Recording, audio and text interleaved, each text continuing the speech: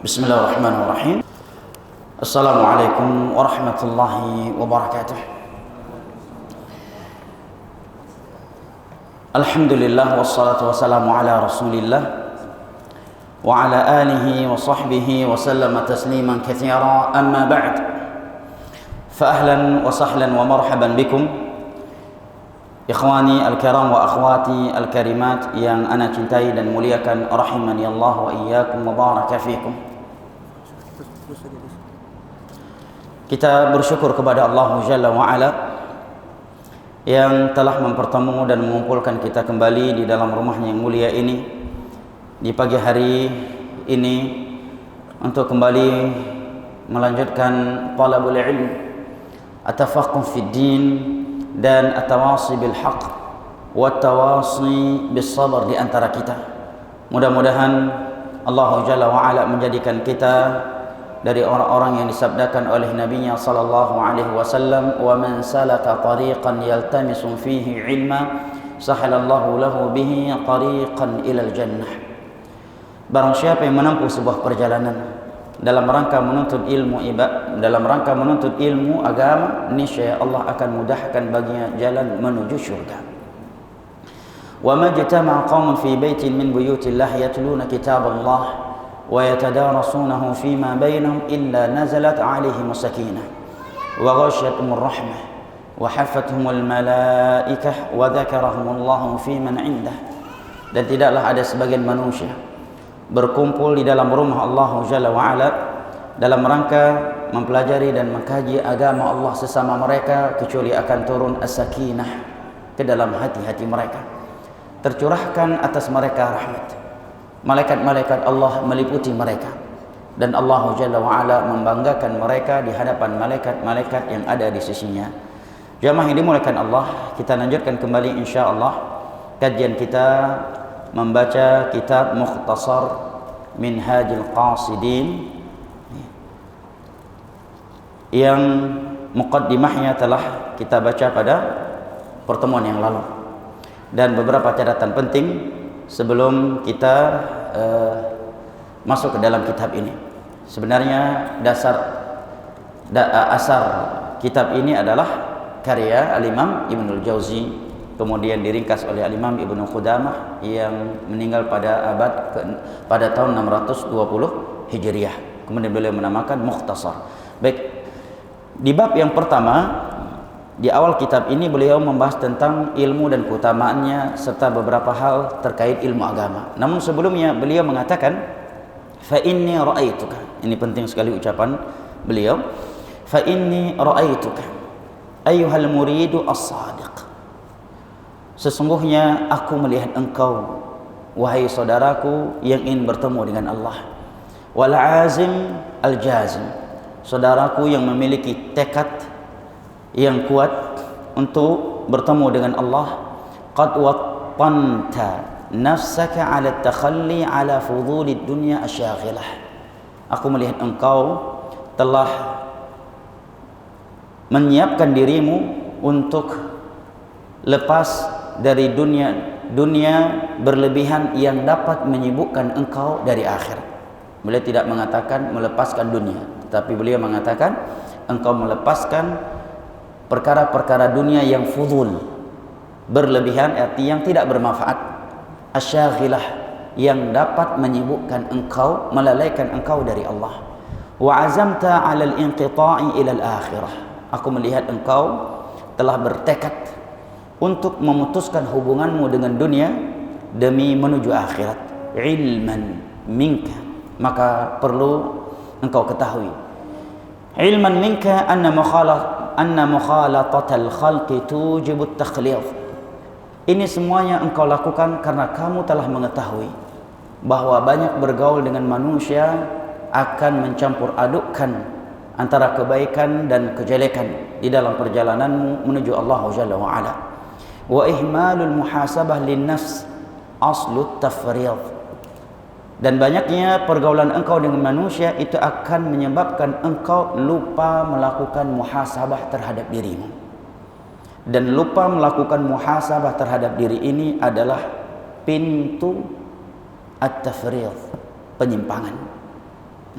Kenapa manusia ini lalai dari Allah, malas beribadah dan berani melakukan dosa? Karena mereka tidak bermuhasabah. Karena seorang muslim tatkala melakukan muhasabah terhadap dirinya, sudah berapa banyak ibadah yang telah ia lakukan dan sudah berapa banyak dosa yang telah ia lakukan, dan dia selalu mengenang bahwa dirinya akan mati, setelah kematian akan ada alam barzah, setelah alam barzah akan ada hari kiamat, akan ada padang mahsyar yang berending dengan syurga atau neraka. Maka tentunya dia akan semangat beribadah kepada Allah, tidak akan lalai menjauh dari Allah, dan tidak akan berani memperbanyak dosa selama hidupnya di dunia ini. Wa annal umr in lam yustadrak adrakahul faut. Ketahuilah olehmu, sesungguhnya umur ini apabila engkau tidak menggunakannya, maka dia akan pergi meninggalkan engkau. Dan ini merupakan sunnatullah, sesuatu yang telah terluput tidak mungkin bisa kembali lagi. Wa anna marahil al-anfasi tusri'u birrakib ila manzilil maut. Sesungguhnya tahapan-tahapan yang engkau lalui di dunia ini sebenarnya membuat engkau semakin dekat dengan kematian. Semua tahapan-tahapan yang kita lalui di dunia ini membuat kita semakin cepat untuk bertemu dengan kematian. Karena sebagian ulama salaf mengatakan, ma min yaumin marra 'alaika illa waqad naqasa ba'du ajalik. Tidak ada satu hari yang kau lewati kecuali sudah semakin berkurang jatah hidupmu di dunia ini. Maka tidak tepat ya kalau dinyanyikan panjang umurmu, panjang umur. Yang lebih tepat apa? Pendek umurmu, pendek umurmu. Fanadharta ayya anisin, fanadhartu ayya anisin min al-kutub. Fanadharta ayya anisin min al-kutub tastashibuhu fi khalawatik wastantiquhu fi hali santik. Maka sangat penting bagimu untuk mencari teman dekat dari kitab-kitab, maksudnya kitab yang bisa engkau jadikan teman yang menemanimu ketika engkau sendirian, yang bisa engkau ajak bicara, curhat, ngobrol di saat engkau sedang diam. Ya, inilah pentingnya kitab. Kitab bisa menemani kita di saat kita sendirian, dan dia bisa berbicara dengan kita dan kita sedang diam membacanya. Makanya sebagian ulama dahulu pernah dikritik oleh kawan-kawannya kenapa kurang bergaul dengan orang lain. Maka beliau menjawab, karena aku lebih memilih untuk sering duduk bersama Rasulullah SAW dan para sahabatnya sambil menunjukkan tangannya ke kitab-kitab hadis. Ya, yaitu Abdullah bin Mubarak rahimahullah taala. Bukan halu ya, bukan karena beliau menganggap diri punya karamah bisa duduk secara langsung dengan Nabi dan para sahabat. Maksudnya beliau lebih memilih memperbanyak duduk dengan Nabi dan para sahabat yang membaca hadis-hadis Nabi SAW. Nah, mereka menganggap bahwa diri mereka telah atau sedang duduk dengan Nabi SAW. Maka beliau mengatakan, ya, kitab adalah sebaik-baik teman yang menemani kita di saat kita sendirian, dan sebaik-baik teman ngobrol di saat kita lagi malas ngobrol. Kamu harus mencari kitab apa yang paling bagus dari kitab-kitab yang ditulis oleh para ulama. Tentunya tidak ada yang lebih bagus selain daripada Al-Quran dan As-Sunnah. Namun yang beliau bicarakan yang ditulis oleh ulama. Adapun Al-Quran kalamullah, bukan tulisan para ulama, firman Allah Jalla wa'ala. Maka beliau mengatakan kitab yang sangat bagus dalam hal ini adalah Ihya Ulumuddin karya Imam Al-Ghazali. Cuma kata beliau terlalu banyak hadis-hadis yang dhaif, bahkan sebagiannya hadis palsu yang disebutkan oleh Al-Imam Ghazali di dalamnya, sehingga kurang tepat untuk dibaca oleh selain ulama. Kemudian beliau menyebutkan, oleh karenanya sebagian para ulama memberikan catatan kaki terhadap kitab Ihya Ulumuddin untuk menjelaskan hadis-hadis dhaif dan palsu dan beberapa maklumat yang harus diluruskan. Nah, oleh karenanya para ulama tidak menganjurkan kita membaca kitab tersebut kecuali dengan bimbingan dari seorang guru yang memahami ilmu hadis dan akidah yang lurus. Maka singkat ceritanya, beliau pun berusaha untuk menuliskan kitab yang bisa memberikan manfaat atau yang kandungannya kurang lebih sama dengan Ihya Ulumuddin. Maka beliau pun mengambil bukunya Al-Imam Ibn Al-Jauzi ini, Minhaj Al-Qasidin. Kemudian beliau meringkasnya. Dan Al-Imam Ibn Al-Jauzi juga memiliki kitab lain yang sangat bagus, namanya Talbis Iblis, tipu daya iblis. Baik ikhwani al-kiram wa akhwati al-karimat rahimani Allah wa iyyakum wa baraka fikum. Kemudian beliau mengatakan, Al-Imam Ibn Al-Jauzi dengan ringkasan dari Al-Imam Ibn Qudamah, wa idza sahha azmuka 'ala al-'uzla listifa'i haqqil haqqi minan nafs wal akhdhi 'ala yadiha falyakun wakiluka 'alaiha al-'ilm. Apabila benar-benar engkau bertekad untuk mengasingkan dirimu kepada Allah Jalla wa'ala, engkau benar-benar ingin menuntun jiwamu dan ingin mengontrolnya, maka hendaknya yang membimbingmu adalah ilmu agama, jangan perasaan. Karena berapa banyak orang ingin berkhalwat dengan Allah tetapi tidak memiliki ilmu agama, justru menjerumuskan dia ke dalam banyak ritual ibadah yang bid'ah. Sebagai contoh, sebagian kaum Nasara yang Allah sebutkan di dalam surat Al-Hadid, Allah Jalla wa Ala berfirman, wa rahbaniyatan ibtada'uha ma katabnaha 'alaihim illa ibtigha'a ridwanillah fama ra'auha haqqa ri'ayatiha. Sungguh ulama-ulama Nasara telah melakukan ritual ibadah bid'ah yang mereka buat-buat. Ma katabnaha 'alaihim, yang tidak pernah kami turunkan di dalam syariatnya Nabi Isa alaihi salam kepada mereka. Sebagian ulama tafsir menerangkan ayat ini dari surat Al-Hadid bahwa ini terjadi semenjak Allah Jalla wa Ala mengangkat Nabi Isa alaihi salam ke langit dunia.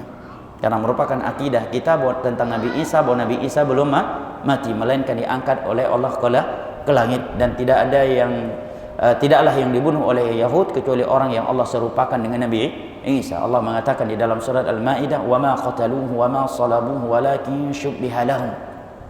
Sesungguhnya mereka belum membunuhnya dan belum menyalibnya, tetapi yang mereka bunuh adalah seseorang yang Allah serupakan dengan Nabi Isa.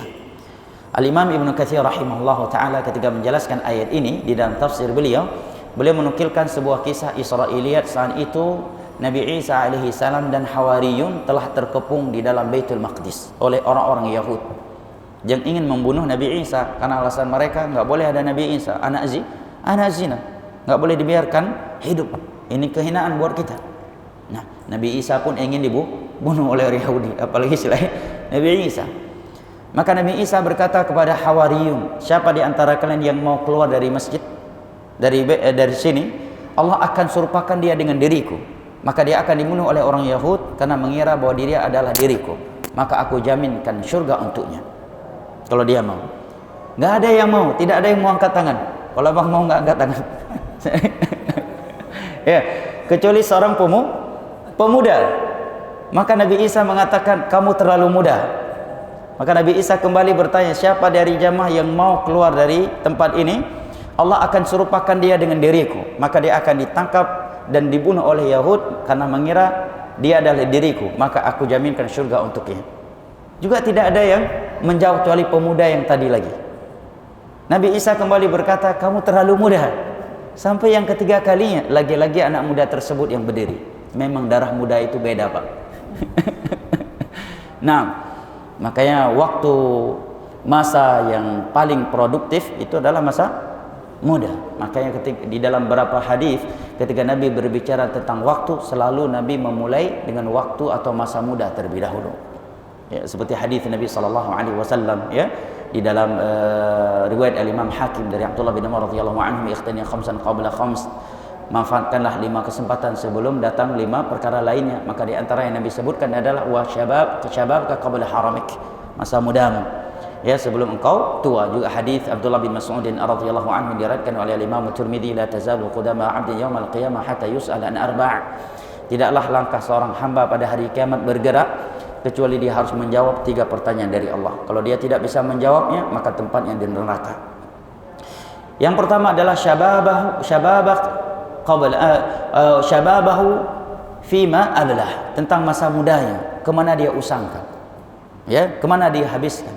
Ya, anak muda itu jangan jangan menyangka kalau dia masih duduk sama orang tua, belum nikah, belum punya istri, belum punya anak, masih menerima jajan dari orang tua, berarti orang tua yang menanggung dosa dia. Enggak.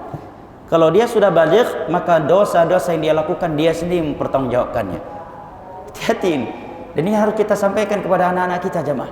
Hari ini sebagian anak kaum muslimin kalau dia masih muda, belum nikah, masih tinggal sama orang tua, masih terima jajan dari orang tua, dia boleh bebas sebebasnya dalam beragama, seakan orang tuanya yang akan bertanggung jawab tentangnya. Nanti kalau udah punya rumah tangga sini, udah punya istri, udah punya anak, baru berubah. Enggak. Semenjak kita baligh, maka pena yang mencatat dosa kita sudah mulai menuliskan, ya, atas nama kita. Telah mulai menulis atas nama kita. Nah, Nabi mengatakan di dalam dua hadis ini tentang masa muda. Maka melihat anak muda tadi yang sangat ambisi, yang sangat semangat untuk mendapatkan syurga Allah, walaupun Nabi Isa berpendapat kalau bisa jangan dia, yang lebih tua lah. Ini anak muda terlalu muda, masih ya di masa produktif. Tapi sudah 3 kali beliau bertanya demikian dan tidak ada yang menjawab mau kecuali dia. Akhirnya dia pun diizinkan kemudian keluar dan Allah serupakan dia dengan Nabi Isa. Melihat dia keluar, orang Yahud mengira bahwa Nabi Isa telah keluar, maka mereka menangkapnya, membunuhnya, kemudian menyalibnya. Maka Allah mengatakan wa ma qataluhu wa ma salabuhu walakin syubbiha lahum. Mereka belum membunuhnya, belum menyalibnya, tetapi mereka bunuh, dan yang mereka salib adalah seorang yang Allah serupakan dengan Nabi Isa. Di sini sebenarnya kalau orang Nasara yang menganggap Nabi Isa itu Tuhan, sebenarnya kalau mereka mau menggunakan logika sehat sedikit, mereka akan meninggalkan akidah menganggap Nabi Isa itu Tuhan. Yang pertama kita tanyakan, menurut kepada tetangga-tetangga, teman-teman kita Nasara misalnya, apakah Anda menganggap Yesusan itu pantas mati ataukah tidak? Pasti dia akan bingung menjawabnya. Coba untuk tanyakan, kalau punya teman, punya tetangga, menurut kamu Yesus itu pantas mati saat itu atau lebih pantas hidup? Atau pertama dulu, Yesus itu Tuhan atau bukan? Kita katakan setelah itu, kalau dia Tuhan, menurut Anda dia mati sendiri atau mati dibunuh? Pastikan mereka akan menjawab mati dibunuh dan disalib. Gak usah tanya dulu, berarti Tuhan mati dibunuh, biar dia sendiri yang berpikir. Yang ketiga, tanyakan, apakah menurut Anda Yesusan itu lebih pantas mati ataukah lebih pantas hidup? Akidah mereka rata-rata mengatakan lebih pantas mati, karena dia mati demi menebus dosa manusia, kata mereka. Tanyakan lagi, kalau Anda hadir di saat itu, Anda akan berada di pihak mana? Pihak yang setuju untuk agar Yesus dibunuh, atau pihak yang tidak setuju Yesus dibunuh? Pasti dia bingung tuh jawabnya. Kalau dia bilang bersama pihak yang tidak setuju, lah katanya tadi Yesus lebih berhak mati, lebih layak mati daripada hidup. Kalau dia menjawab berada di pihak yang setuju untuk membunuh Yesus, tanyakan lagi pertanyaan terakhir, dan pasti dia bingung. Seandainya Anda berada di pihak, di kelompok yang setuju agar Nabi Yesus dibunuh, kira-kira apabila Anda yang diperintahkan untuk mengeksekusinya, apakah Anda akan melakukannya? Kalau dia bilang enggak lah, katanya tadi lebih pantas mati demi menebus dosa manusia, bingung dia. Atau bolehlah antum buat pertanyaan seperti itu di medsos dan lihat nanti apa jawabannya. Ya, karena memang tidak ada agama yang logis kecuali Islam. Ya, agama yang turun bukan dari Allah pasti banyak kontradiksi di dalamnya.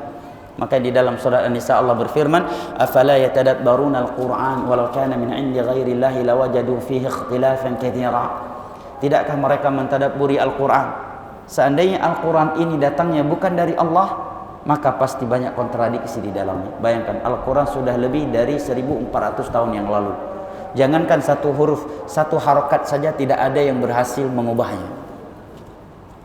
Jangankan huruf, jangankan mengubah susunan jamaah, harokat dari A ke I, ya, atau ke U, tidak ada yang berhasil mengubahnya.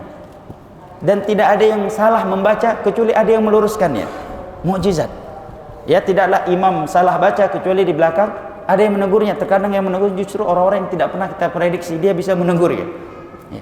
Tapi Injil versi pertama dengan PRI itu berbeda-beda. Injil di Indonesia belum tentu sama dengan Injil yang ada di Vatikan. Injil yang ada di Jakarta belum tentu sama 100% dengan Injil yang ada di Sumatera Utara. Antum boleh cek, tapi nggak usah cek deh, tapi ngabisin waktu.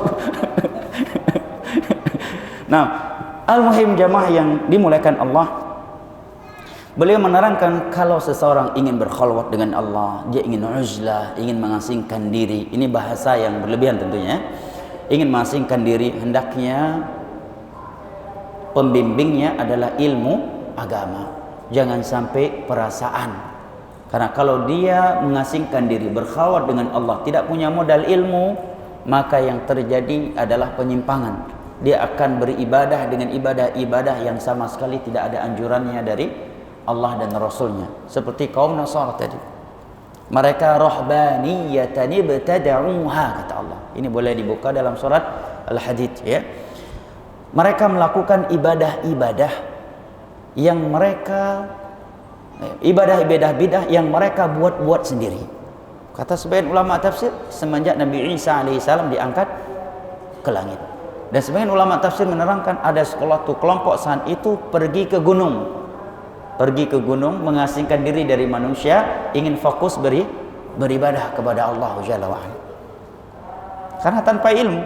Padahal kalau dia punya berilmu, justru semestinya bergaul dengan manusia. Dia bisa beribadah dengan dakwah, dia bisa beribadah, mengajak orang salat dan seterusnya. Tapi karena tanpa ilmu agama, jadilah seperti itu. Padahal Nabi mengatakan al-mu'min alladhi yukhaliqun nas wa yasbiru ala adahum khairun minal mu'min alladhi la yukhaliqun nas wa la yasbiru ala adahum. Mukmin yang bergaul dengan orang lain, dengan manusia, dan dia bersabar atas gangguan mereka, itu lebih baik daripada mukmin yang tidak bergaul dengan manusia dan dia tidak bersabar atas gangguan mereka. Tetapi yang beliau maksud di sini ya, adalah mengasingkan diri, bukan seperti yang dilakukan oleh kaum Nasara tadi. Ya, mereka pergi ke gunung, akhirnya dan tidak bawa ilmu. Akhirnya mereka melakukan ibadah-ibadah bidah yang tidak Allah anjurkan di dalam ajaran Nabi Isa, tetapi ibadah-ibadah yang mereka sendiri yang membuatnya. Lebih parahnya lagi, kata Allah, tujuan mereka mencari ridha Allah dengan bidah yang mereka lakukan. Kemudian Allah katakan fama ra'auha haqqa ri'ayatiha. Itu pun setelah itu mereka sendiri enggak disiplin melakukan ibadah-ibadah yang telah mereka cetuskan sendiri. Sulit bisa disiplin dengan bid'ah jamaah. Kenapa? Karena rata-rata bid'ah itu berat. Berbeda dengan sunnah. Mudah seorang bisa disiplin dengan sunnah. Zikir setelah sholat 5 waktu, zikir pagi petang, mudah disiplin. Tapi kalau zikir tarikat, ya ini 1000 kali, yang ini 2000, yang 33 kali aja kita sering lupa. Ya kan? Subhanallah ini 23 atau 29, 27, 31, 33. Bayangkan ya, yang mengucapkan salat ini 1000 kali. Surat Al-Ikhlas 1000 kali. Gimana ngitungnya tuh? Pakai kalkulator pun kadang bisa salah tekan itu. Ya, belum lagi terkadang ada gerakan tertentu. Ya, kalau baca ini gerakannya ke sini. Kalau baca konteks ini gerakannya begini. Kalau yang ini agak ke depan, dan semuanya ada filosofinya katanya. Gimana mau disiplin? Sulit bisa disiplin. Makanya Allah sebutkan di dalam surat ini agar menjadi pembelajaran. Dan ingat, kaum Nasara cikal bakal bid'ah di dunia ini. Ya, cikal bakal bid'ah di dunia ini adalah kaum Nasara. Ini ayat dari surat Al-Hadid. Fama ra'auha haqqa ri'ayatiha. Setelah mereka melakukan bid'ah-bid'ah, ibadah-ibadah yang bid'ah dengan tujuan mencari ridha Allah, tapi mereka sendiri tidak disiplin melakukannya. Seperti sebagian orang ikut tarikat-tarikat tertentu, dia cuma mengikutinya selama 2 minggu Pak, atau selama 40 hari. Setelah itu jangankan tarikat itu, sholat 5 waktu pun hilang. Sholat 5 waktu pun hilang. Sebagian mereka ikut tarikat menyangsingkan diri, melakukan ibadah suluk, Pernah dengar Nabi ibadah suluk jamaah? Kalau di Aceh namanya suluk. Nggak tahu kalau di Jabodetabek. Mungkin di sebagian tempat namanya tawajuh. Mereka mengasingkan dirinya, ya. Dan di sebagian ajaran dianjurkan puasa 40 hari berturut-turut, nggak boleh putus. Kapan putus harus mulai dari awal lagi. Disebut puasa mutih.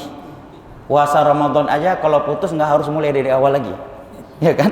Antum putus di hari ke-20 karena sakit, karena safar, apakah harus mulai dari nol lagi? Enggak. Ada puasa-puasa menurut sebagian tarekat, kalau putus dia gagal, harus mulai dari awal lagi. Puasa mutih 40 hari berturut-turut. Dianjurkan untuk tidak makan kecuali nasi putih, tidak minum kuah kecuali kuah bening, dan tidak makan daging-dagingan dulu selama 40 hari. Alasannya apa? Untuk mengurangi peredaran darah dengan tidak makan daging. Karena Nabi mengatakan fa inna syaitan yajri fi bani Adam majrad dam. Karena syaitan itu menjalar pada anak Adam melalui peredaran darah. Jauh banget pendalilannya. Nabi yang bersabda demikian, Nabi juga yang makan kambing, ya kan? Nabi pula yang mencintai daging kambing. Nah, ini dalilnya. Bahkan teman-teman boleh buka YouTube kalau mau buka sekarang. Itu sebagian tempat mereka pakai cadar. Melakukan ibadah suluk tadi dengan zikir-zikir tertentu, jumlah-jumlah tertentu dengan waktu yang telah dikhususkan, itu sambil pakai cadar. Ketika ditanya kenapa harus demikian, enggak harus sih, kata, ngeles, ya biasa. Ya. Tapi alasannya apa? Untuk mendidik diri ini tidak melihat dunia. Kalau dunia nggak boleh dilihat, ya ngapain ente hidup di dunia? Mati aja sekalian. Biar langsung lihat alam kubur. Allah ciptakan dunia dan Allah ciptakan kita berada di dunia. Gimana kita nggak melihat dunia? Yang dilarang bukan melihat dunia, yang dilarang melihat maksiat yang ada di dalam dunia. Pakai cadar, laki-lakinya pakai cadar. Kalau perempuan nggak masalah. Ini laki-lakinya pakai cadar, istrinya malah enggak. Ini dan ibadah suluk. Nggak tahu kalau di Jabodetabek apa namanya. Nah, di sebagian tempat malah mereka memilih tempat-tempat yang banyak kuburan yang dianggap kuburan para wali. Ingin uzlah. Ini sebabnya karena tidak punya ilmu. Maka kata Imam Ibnul Jauzi, "Falyakun wakiluka 'alaiha al-'ilm." Kalau kamu ingin menyendiri, ingin mengasingkan diri, ingin khalwat dengan Allah, hendaknya ilmu menjadi pembimbing dan penuntunmu. Jangan sampai dengan kejahilan. Karena kalau dengan kejahilan akan terjerumus ke dalam berbagai bid'ah, bahkan bisa jatuh ke dalam khurafat. Disebutkan sebuah cerita oleh Syekhul Islam dari Syekh Abdul Qadir Al-Jilani. Syekh Abdul Qadir Al-Jilani salah satu dari ulama ahli sunnati wal jamaah yang berada di atas aqidatus salaf. Walaupun sebagian pelaku khurafat seringkali menisbatkan kepada beliau beberapa khurafat yang sama sekali beliau tidak di atasnya. Disebutkan suatu malam beliau salat tahajud. Suatu malam beliau salat tahajud kemudian diganggu oleh, saya bacakan nas Arabnya ya. Ada PDF-nya sama mana? Baik. Sebentar ya.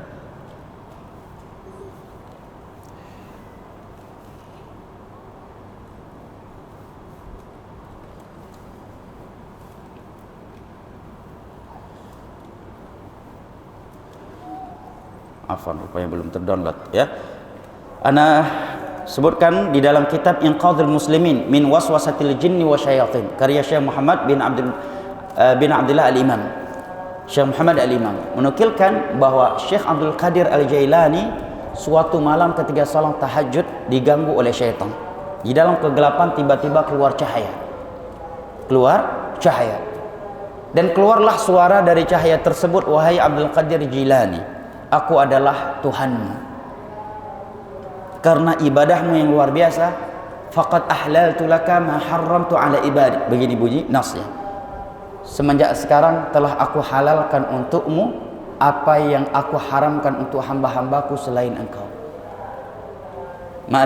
Ma'rifah. Kamu udah ma'rifah kalau bahasa sebagian orang hari ini.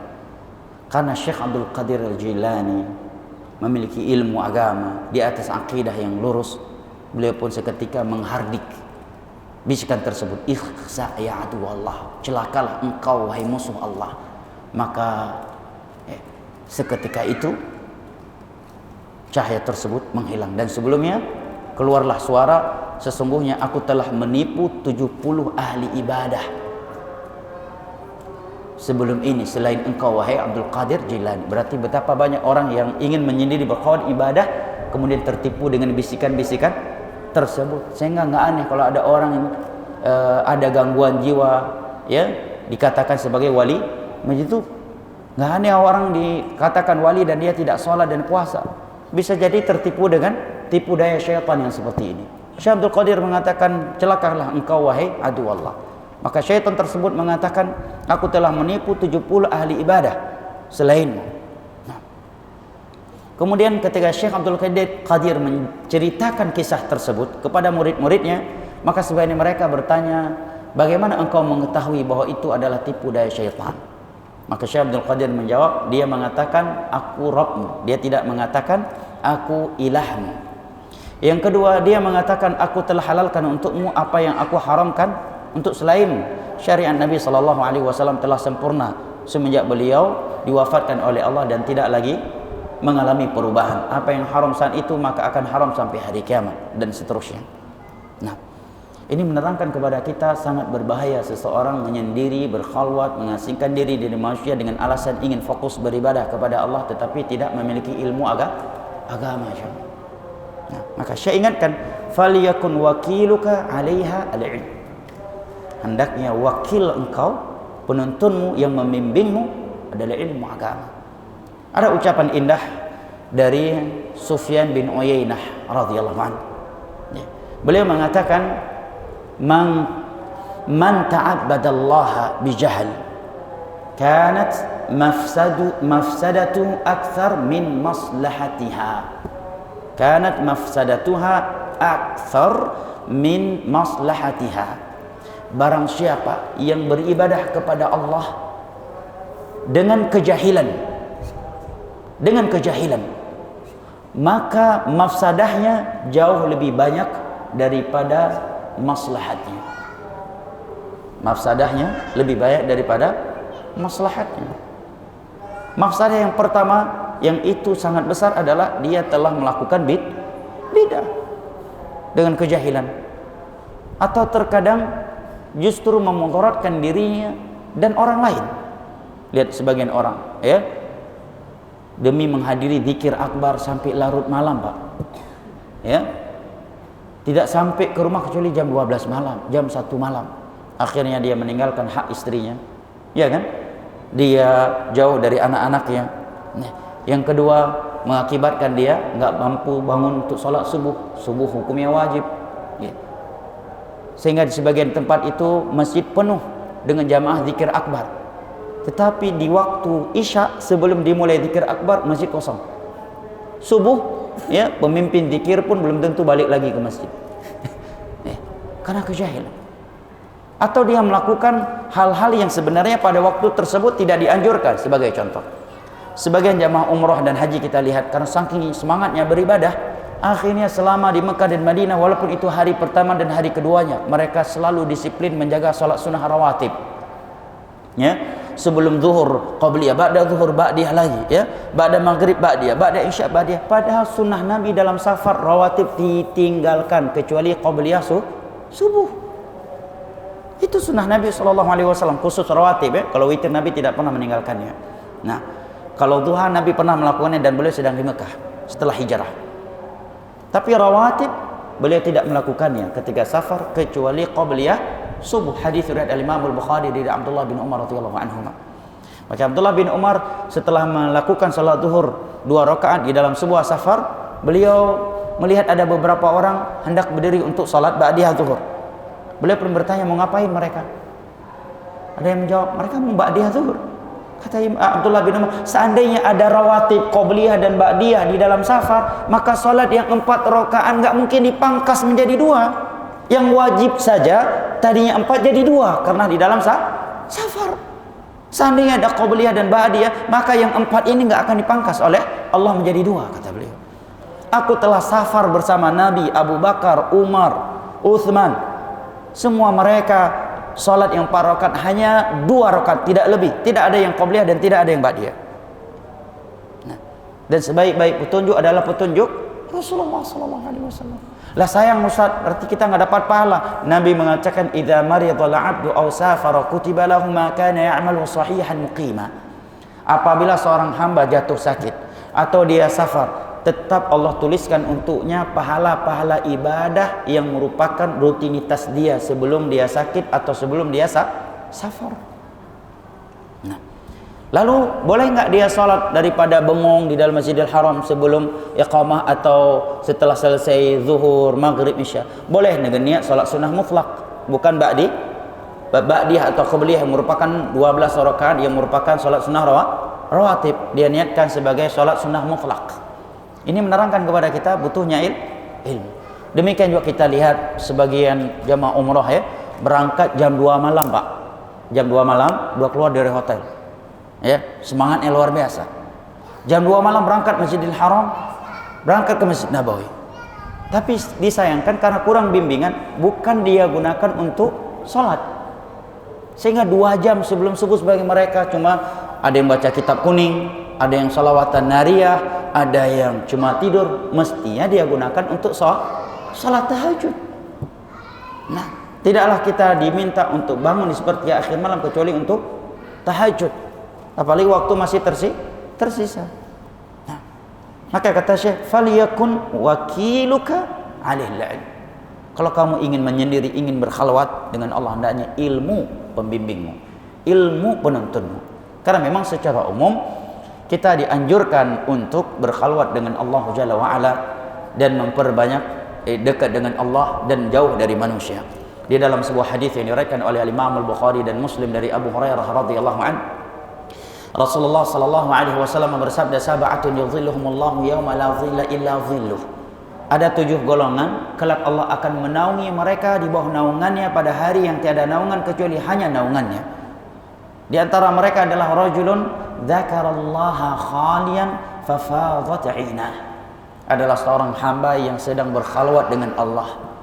Dia berzikir, mengingat Allah Jalla wa Ala, maka berlinanglah air matanya. Ya, mengingat dosa-dosa yang masih begitu banyak dan ibadahnya yang masih sangat sedikit. Nah, di sini Nabi menyebutkan rajulun dzakarallaha khalian, seorang hamba yang berkhalwat dengan Allah Jalla wa Ala. Tapi harus ada ilmu. Demikian juga mengasingkan diri dari manusia. Ini dianjurkan apabila seseorang melihat tidak ada solusi lain untuk menyelamatkan agamanya, menyelamatkan akidahnya, menyelamatkan dirinya dari berbagai maksiat kecuali dengan menjauh dari mereka. Kalau memang tidak ada solusi lain kecuali mengasingkan diri, maka dianjurkan.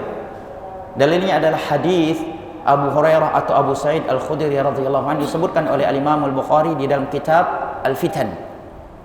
Dalam kitab Al-Fitan, kitab yang membahas hadis-hadis Nabi tentang huru-hara yang menimpa umat beliau di akhir zaman dan bimbingan beliau untuk mereka. Di sana beliau menyebutkan sebuah hadis di mana Nabi sallallahu alaihi wasallam mengatakan, "Yushiku an yakuna khairu mali muslimin ghanamun yatatabba'u biha syu'afal jibal wa mawaqi'al qatr yafirru bidunihi minal fitan."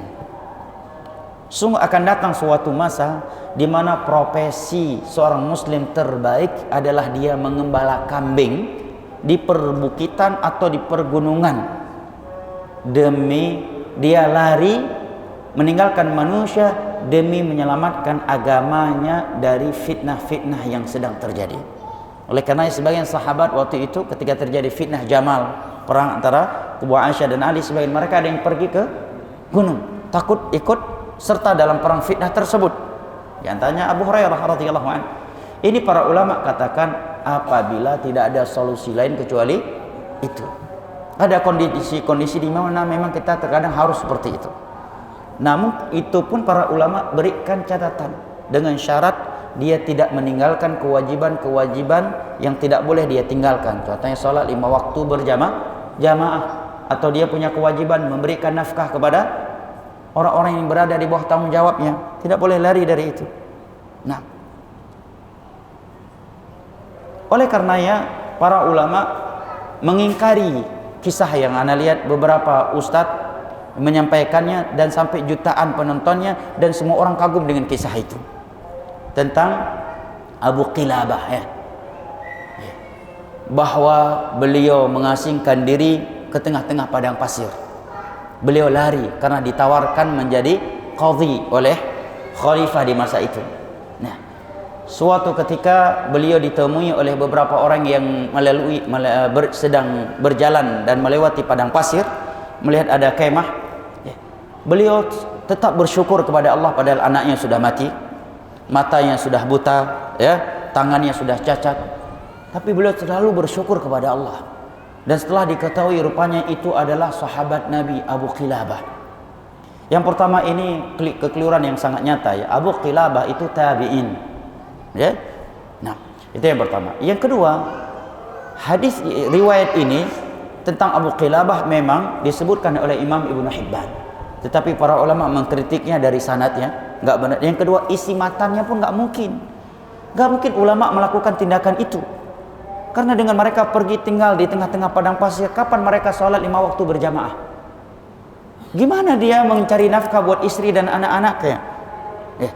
Kemudian dia punya ilmu, dan orang yang berilmu wajib berdakwah, wajib menyampaikan ilmu kepada manusia, dan menyampaikan ilmu kepada manusia adalah ibadah yang sangat mulia. Kemudian ini aksi bunuh diri, tinggal di tengah-tengah padang pasir, nggak ada makanan, nggak ada minuman, nggak ada manusia yang membantunya. Sementara Allah mengatakan wala tulqu bi aydikum ila tahlukah. Janganlah kalian melemparkan diri kalian ke dalam hal-hal yang membinasakan kalian. Tapi ini kisah viral banget. Anda lihat di YouTube, jutaan orang menontonnya, atau hampir 1 jutaan. Padahal ini secara kandungan matan saja bertentangan dengan kaidah-kaidah dasar dalam agama. Tapi orang kan cerita itu semakin histeris, semakin ya menyentuh seakan kan. Tapi orang yang berilmu itu ketika mendengar sebuah kisah, dia nggak fokus dulu tentang ya indah atau tidaknya kisah itu. Mereka fokus dulu riwayat siapa, dari mana kisah itu, dalam kitab siapa, riwayat siapa, ada sanadnya tidak. Satu. Kedua, mereka melihat kandungan kisah tersebut, kira-kira masuk akal nggak, sesuai nggak dengan kaidah-kaidah umum dalam Al-Quran dan As-Sunnah.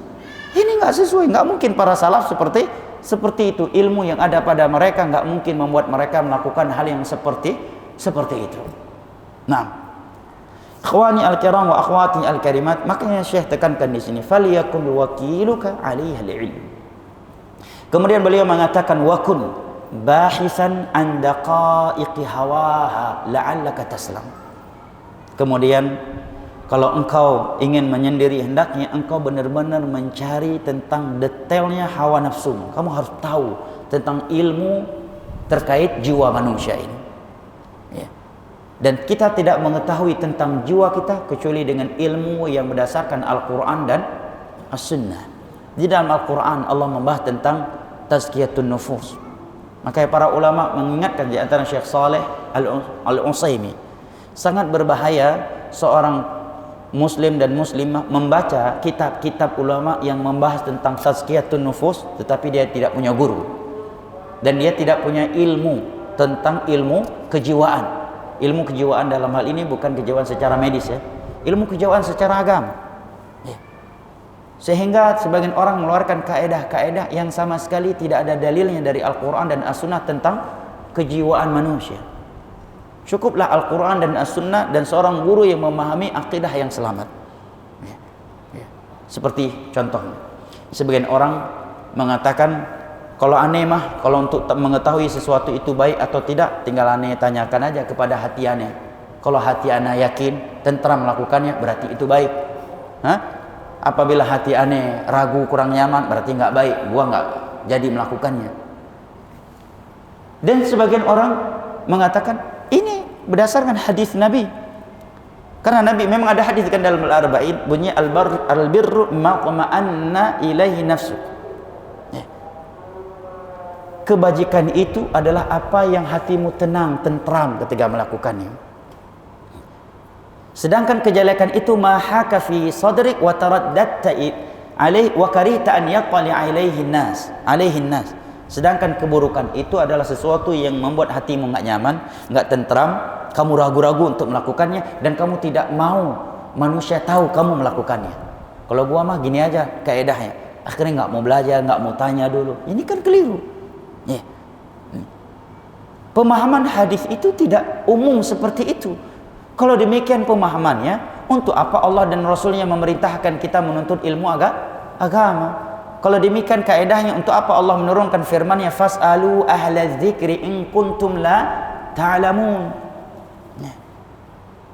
Memang Nabi mengatakan istafti qalbak, minta fatwa kepada hatimu. Maka keluarlah kaedah sebagian orang, haddatsani qalbi ar-rabbi, ajaran sufi. Hatiku menyampaikan kepadaku dari Rabbku. Ngalahin Imam Bukhari. Imam Bukhari aja 4 sanadnya terkadang. Guru beliau baru sampai ke sahabat, baru ke Nabi, baru wahyu dari Allah. Sebagian sufi langsung antara dia dengan Allah cuma satu rawinya, hatinya. Sanadnya lebih tinggi. Haddatsani qalbi ar-rabbi. Hatiku menyampaikan kepadaku dari Rabbku.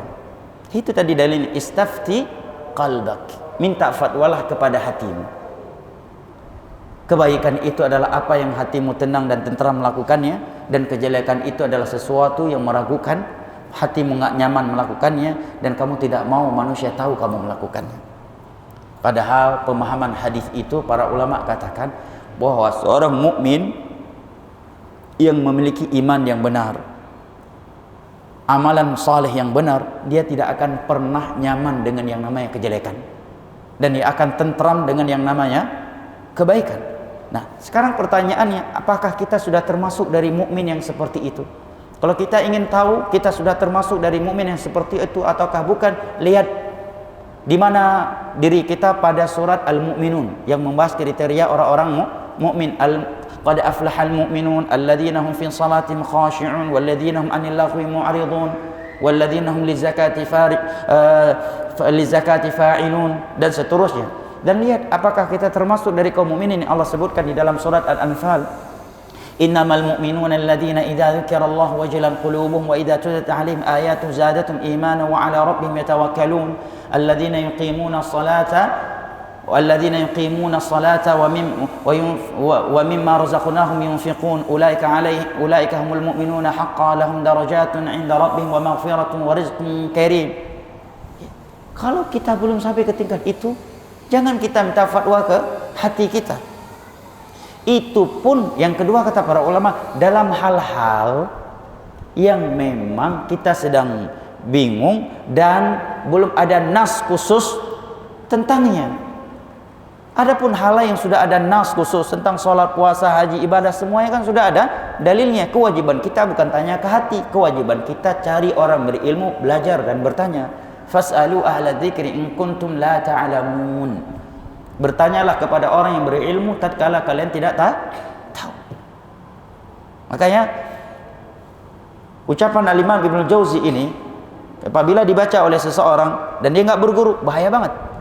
Ya, kata beliau, ya, dan engkau harus mengetahui, mempelajari, mencari tentang kedetailan jiwa yang ada di dalam dirimu. Ya. Akhirnya baca dengan zodiak nanti ya. Gua Scorpio, berarti nggak cocok gua melakukan ini. Oh enggak, gua Aries, aman dah katanya. Ya, Allahul musta'an. Kemudian kata beliau, taslam. Kalau seperti ini prinsip engkau di dalam perjalanan menuju Allah, taslam, kamu akan selamat. Apa prinsipnya? Ilmu penuntunmu, pembimbingmu, dan engkau selalu memahami dan mengerti tentang seluk-beluk jiwa hawa nafsu. Nah, taslam. Kemudian beliau ingatkan kita, wahdzar sabila ahadi rajulain. Nasihat dari Imam Ibnu Jauzi. Hati-hati engkau dari jalannya satu dari dua manusia. Ya, tahdzir dari Al-Imam Ibnu Jauzi. Hati-hati dari salah satu dua orang berikut ini.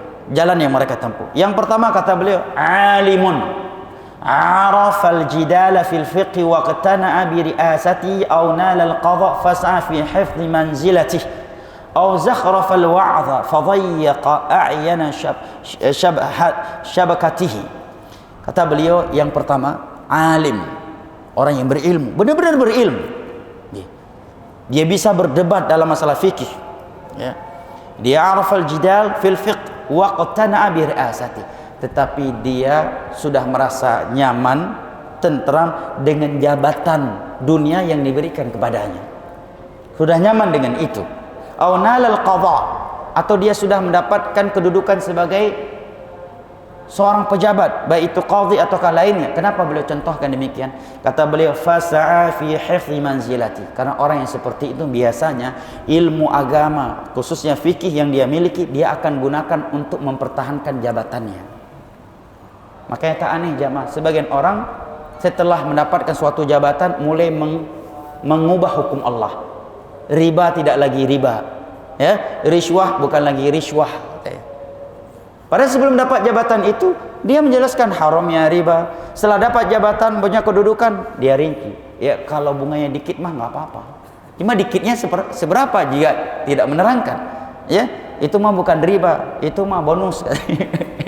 Ya demikian juga tentang hal-hal lainnya yang sebelumnya dia sendiri yang mengatakan itu haram. Semenjak menjadi ya pejabat atau mendapatkan suatu kedudukan berubah lagi. Nah. Ada alim yang seperti ini. Atau kata beliau, zahrafal wa'adh. Dia mengindah-indahkan ceramahnya. Dia bumbu-bumbui ceramahnya. Ya. Untuk mengubah-ubah hukum Allah. Mempermainkan manusia yang ujung-ujungnya adalah untuk mempertahankan dunia yang sudah dia miliki. Dan ingat, dunia itu mencakup jabatan, ya, popularitas, demi menjaga jumlah jamaah agar tidak berkurang, ya. Demi menjaga jadwal agar tidak berkurang dari sebagian masjid. Sebagian orang ya dia bumbu-bumbui ceramahnya. Misalkan dia sampaikan hadis tentang, kadang sebagian mereka kan mengajarkan Al-Arba'in Nawawiyah. Karena dia tidak bisa lari dari hadis Nabi yang berbicara tentang bid'ah, setiap bid'ah itu sesat, maka dia bumbui. Ya, setiap bid'ah itu sesat. Kecuali bid'ah yang hasanah, maka tidak sesat. Ditambahin lagi. Ya. Kemudian juga sebagian orang ketika mengajarkan Sahih Bukhari, karena dia sedang sampai di hadis yang mengharamkan musik, akhirnya dia bumbui. Iya, hadis ini sahih, riwayat Imam Bukhari. Tapi musik yang melalaikan kita dari Allah. Kalau musiknya Islami mah justru ibadah, mengingatkan kita kepada Allah.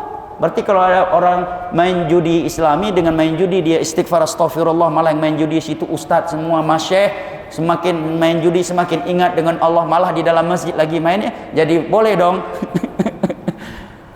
Ini namanya kalau bahasa sebagian ulama lain lebih kasar lagi bahasanya, alimun fajir namanya ini. Alim yang fajir. Dan yang merusak agama ini cuma dua jemaah. Alim fajir dan abid jahil. Cuma dua ini. Alim tapi fajir. Yang kedua abid, ahli ibadah tapi jahil.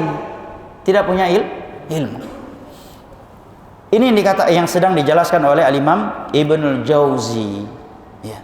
Bayangkan jamaah, sebagian orang ya, doktor, profesor, ya, bahkan sebagiannya rektor, didatangkan untuk menyelewengkan makna ayat dari surat Al-Maidah. Ya ayyuhalladzina amanu la tattakhidhu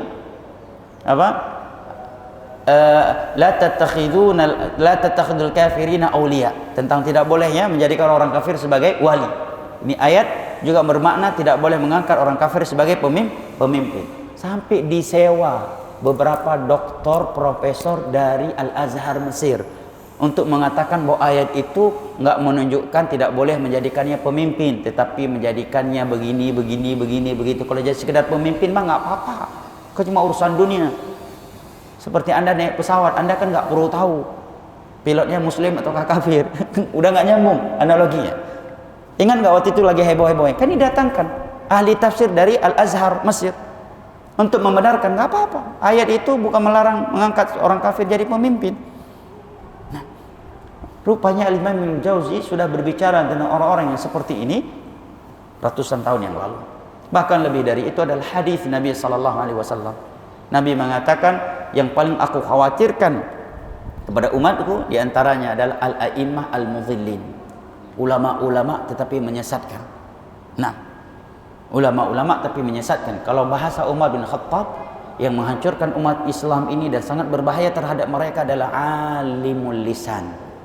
Ya, orang yang alim, munafiqun alimul lisan, seorang munafik tapi lihai dalam berorasi.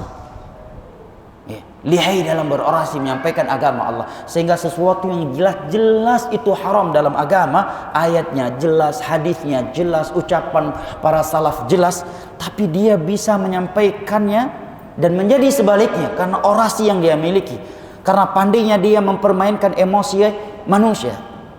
Munafik alimul lisan. Nah, bayangkan jamaah, di masa Nabi sangat-sangat jelas bahwasanya menjadikan kuburan tempat ibadah itu kebiasaan Yahudi dan Nasara. Kan ada hadisnya kan, riwayat Imam Muslim. 5 hari sebelum Nabi wafat, Nabi mengatakan la'natullahi 'alal yahudi wan nasara ittakhadhu qubur anbiya'i masajid. Laknat Allah kepada Yahudi dan Nasara yang menjadikan kuburan para nabi mereka sebagai tempat ibadah. Menjadikan kuburan tempat ibadah adalah ciri khas Yahudi dan Nasara. Tapi hari ini justru sebaliknya. Saking lihainya sebagian para dai dalam berorasi, justru sebaliknya yang mereka ciptakan. Yang tidak menjadikan kuburan sebagai tempat-tempat ibadah adalah Wahabi, antek-antek Yahudi. Bisa sebaliknya. Alimul lisan, pandai berorasi, pandai mempermainkan emosi manusia. Nah, yang kedua kata beliau, manusia yang harus kamu jauhi jalannya, kata beliau adalah zahidun. Ibnul Jauzi ya. Ini Ibnul Jauzi ya. Ibnul Jauzi yang mengatakannya. Nah, enggak mungkin beliau Wahabi kan? Wahabi kan baru abad 12. Beliau ini Ibnul Jauzi ini abad ya semasa dengan sebelum Ibnu Katsir, abad ke-6 atau ya ke-6 atau abad ke-5 atau ke-6. Karena Ibnu Qudamah sendiri yang meringkaskan kitab beliau ini wafat tadi pada tahun 620 Hijriah. Nah, beliau sebelum itu. Nah, yang kedua yang harus kamu jauhi adalah zahidun yataqallabu bi ra'yihi al-fasid fi jahalati.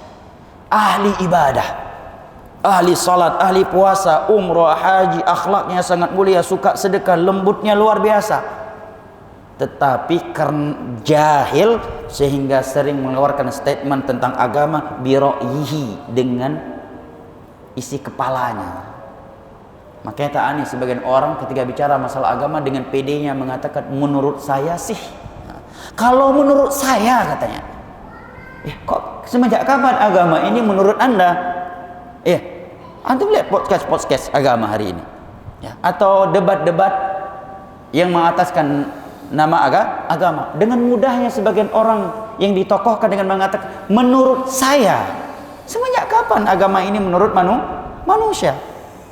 Agama ini adalah as-sam'u wa ta'ah. Allah mengatakan innama kana qaulal mu'minina idza du'u ila Allah wa rasulihi liyahkuma bainahum ay yaqulu sami'na wa ata'na. Al-Imam Az-Zuhri mengatakan minallahir risalah wa 'ala rasulil balagh wa 'alaina taslim, kata beliau. Agama ini datang dari Allah. Ya. Wa 'ala rasulil balagh, Allah perintahkan nabinya untuk menyampaikannya, wa 'alaina taslim, dan kewajiban kita adalah tunduk patuh menerimanya. Bukan mengorek-ngoreknya, mengomentarinya, kemudian mengupgrade-nya sesuai dengan logika kita. Kewajiban kita adalah sami'na wa ata'na. Makanya bahasa di dalam Al-Quran, wasabiqunal awwaluna minal muhajirin wal ansari walladzina taba'uhum bi ihsanir radhiyallahu anhum wa radu'an. Dan orang-orang yang terdahulu dari kalangan kaum muhajirin dan kaum ansar. Apa setelah itu? Dan orang-orang yang datang setelah mereka mengikuti mereka dengan baik. Allah katakan mengikuti. Agama ini hanya mengikuti jamaah. Ya. Makanya tidak ada istilah dalam Islam ini al-mufakkir islami. Itu hanya ada di kalangan ahli filsafat dan ikhwal muflisin. Tidak ada istilah pemikir Islam, karena Islam bukan dari pemikiran. Islam ini dari Allah Subhanahu wa ta'ala. Yang ada adalah al-muttabi', pengikut Islami. Itu yang ada. Pemikir Islami tidak ada. Nah, yang ada adalah al-muttabi'. Makanya juga ayatnya dalam surat Al-Hasyr, wa ma ataakumur rasulu fakhudhuhu wa ma nahakum anhu fantahu. Dan apa yang dibawa oleh Rasul kepada kalian terimalah, jangan utak-atik. Jangan diubah-ubah. Wa ma nahakum anhu fantahu, dan apa yang dilarang olehnya tinggalkan. Lakukan atau tinggalkan. Kalau perintah lakukan, kalau larangan tinggalkan. Nah, al-yauma akmaltu lakum dinakum. Tapi sebagian ahli ibadah karena jahil, dia seringkali berbicara tentang agama dengan ra'yunya. Dan ini sangat berbahaya jamaah. Bahkan beliau sendiri ya, seakan-akan beliau hidup di masa ini dan seakan beliau tinggal di Konoha jamaah. Ana teruskan ucapan beliau ya. Kata beliau, wa yutaqarrabu bi taqbili yadihi wa i'tiqadi barakatih. Ahli ibadah di mana orang lain menganggap dengan mencium tangannya mereka telah mendekatkan diri mereka kepada Allah. Wa i'tiqadi barakatih. Dan dia bersikap mengajarkan manusia sehingga manusia menganggap bahwa mengalap berkah kepadanya adalah sebagai bentuk taqarrubnya mereka kepada Allah. Seakan beliau hidup saat ini dan di Konoha tinggalnya. Ya, bayangkan kalau beliau hidup sekarang ya Pak, dan tinggalnya di Konoha. Anak yakin orang-orang yang khurafat ini, sebagian habib khurafat ini mungkin ditangkap sama beliau, diruqyah pakai Al-Baqarah sama beliau, biar keluar jin khurafatnya dari tubuh-tubuh mereka. Nah, kata beliau sebagian ahli ibadah yang jahil bicara masalah agama dengan perasaannya, dengan ra'yunya, pendapat pribadinya, dan yutaqarrab bi taqbili yadihi.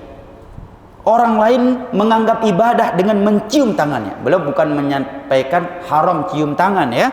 Cium tangan guru, orang tua untuk memuliakan enggak masalah selama tidak berkeyakinan ya itu sebuah ibadah yang dianjurkan atau ngalap berkah. Tapi sebagian orang kan sudah menunjukkan demikian.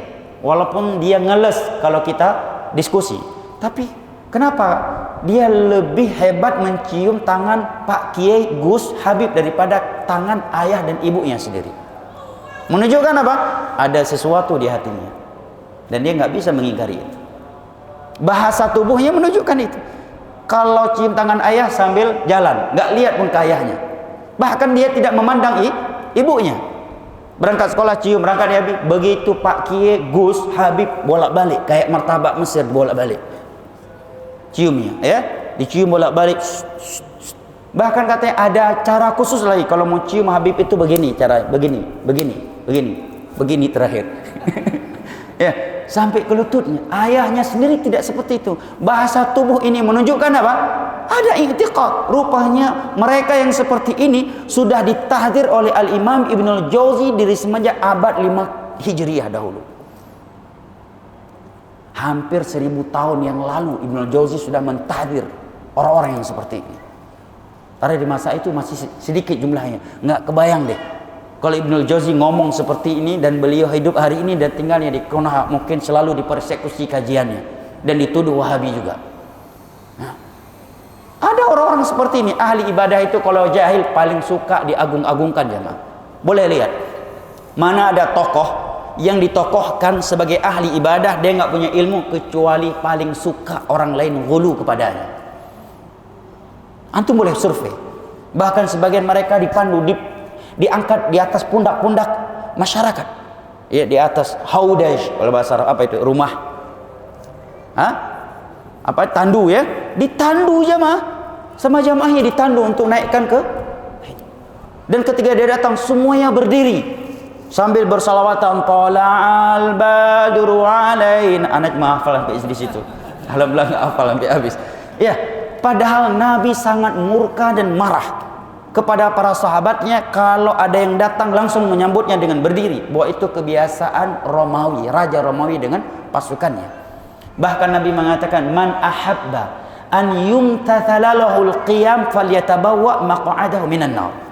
Barang siapa yang senang, suka tatkala setiap kali dia datang orang langsung bangun berdiri menyambutnya, hendaknya dia mempersiapkan tempatnya di dalam neraka.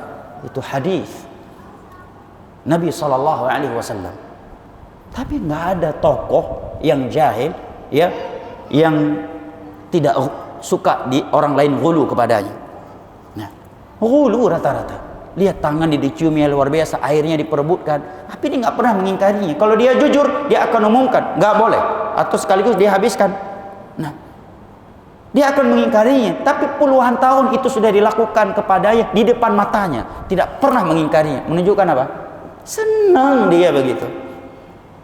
Makanya begitu nggak semangat umroh. Kenapa? Pas di Madinah nggak ada yang perlakukan dia begitu. Jalan sendirian di masjid, nggak ada yang panggil. Nggak semangat umroh. Semangatnya kemana? Ke kuburan keramat.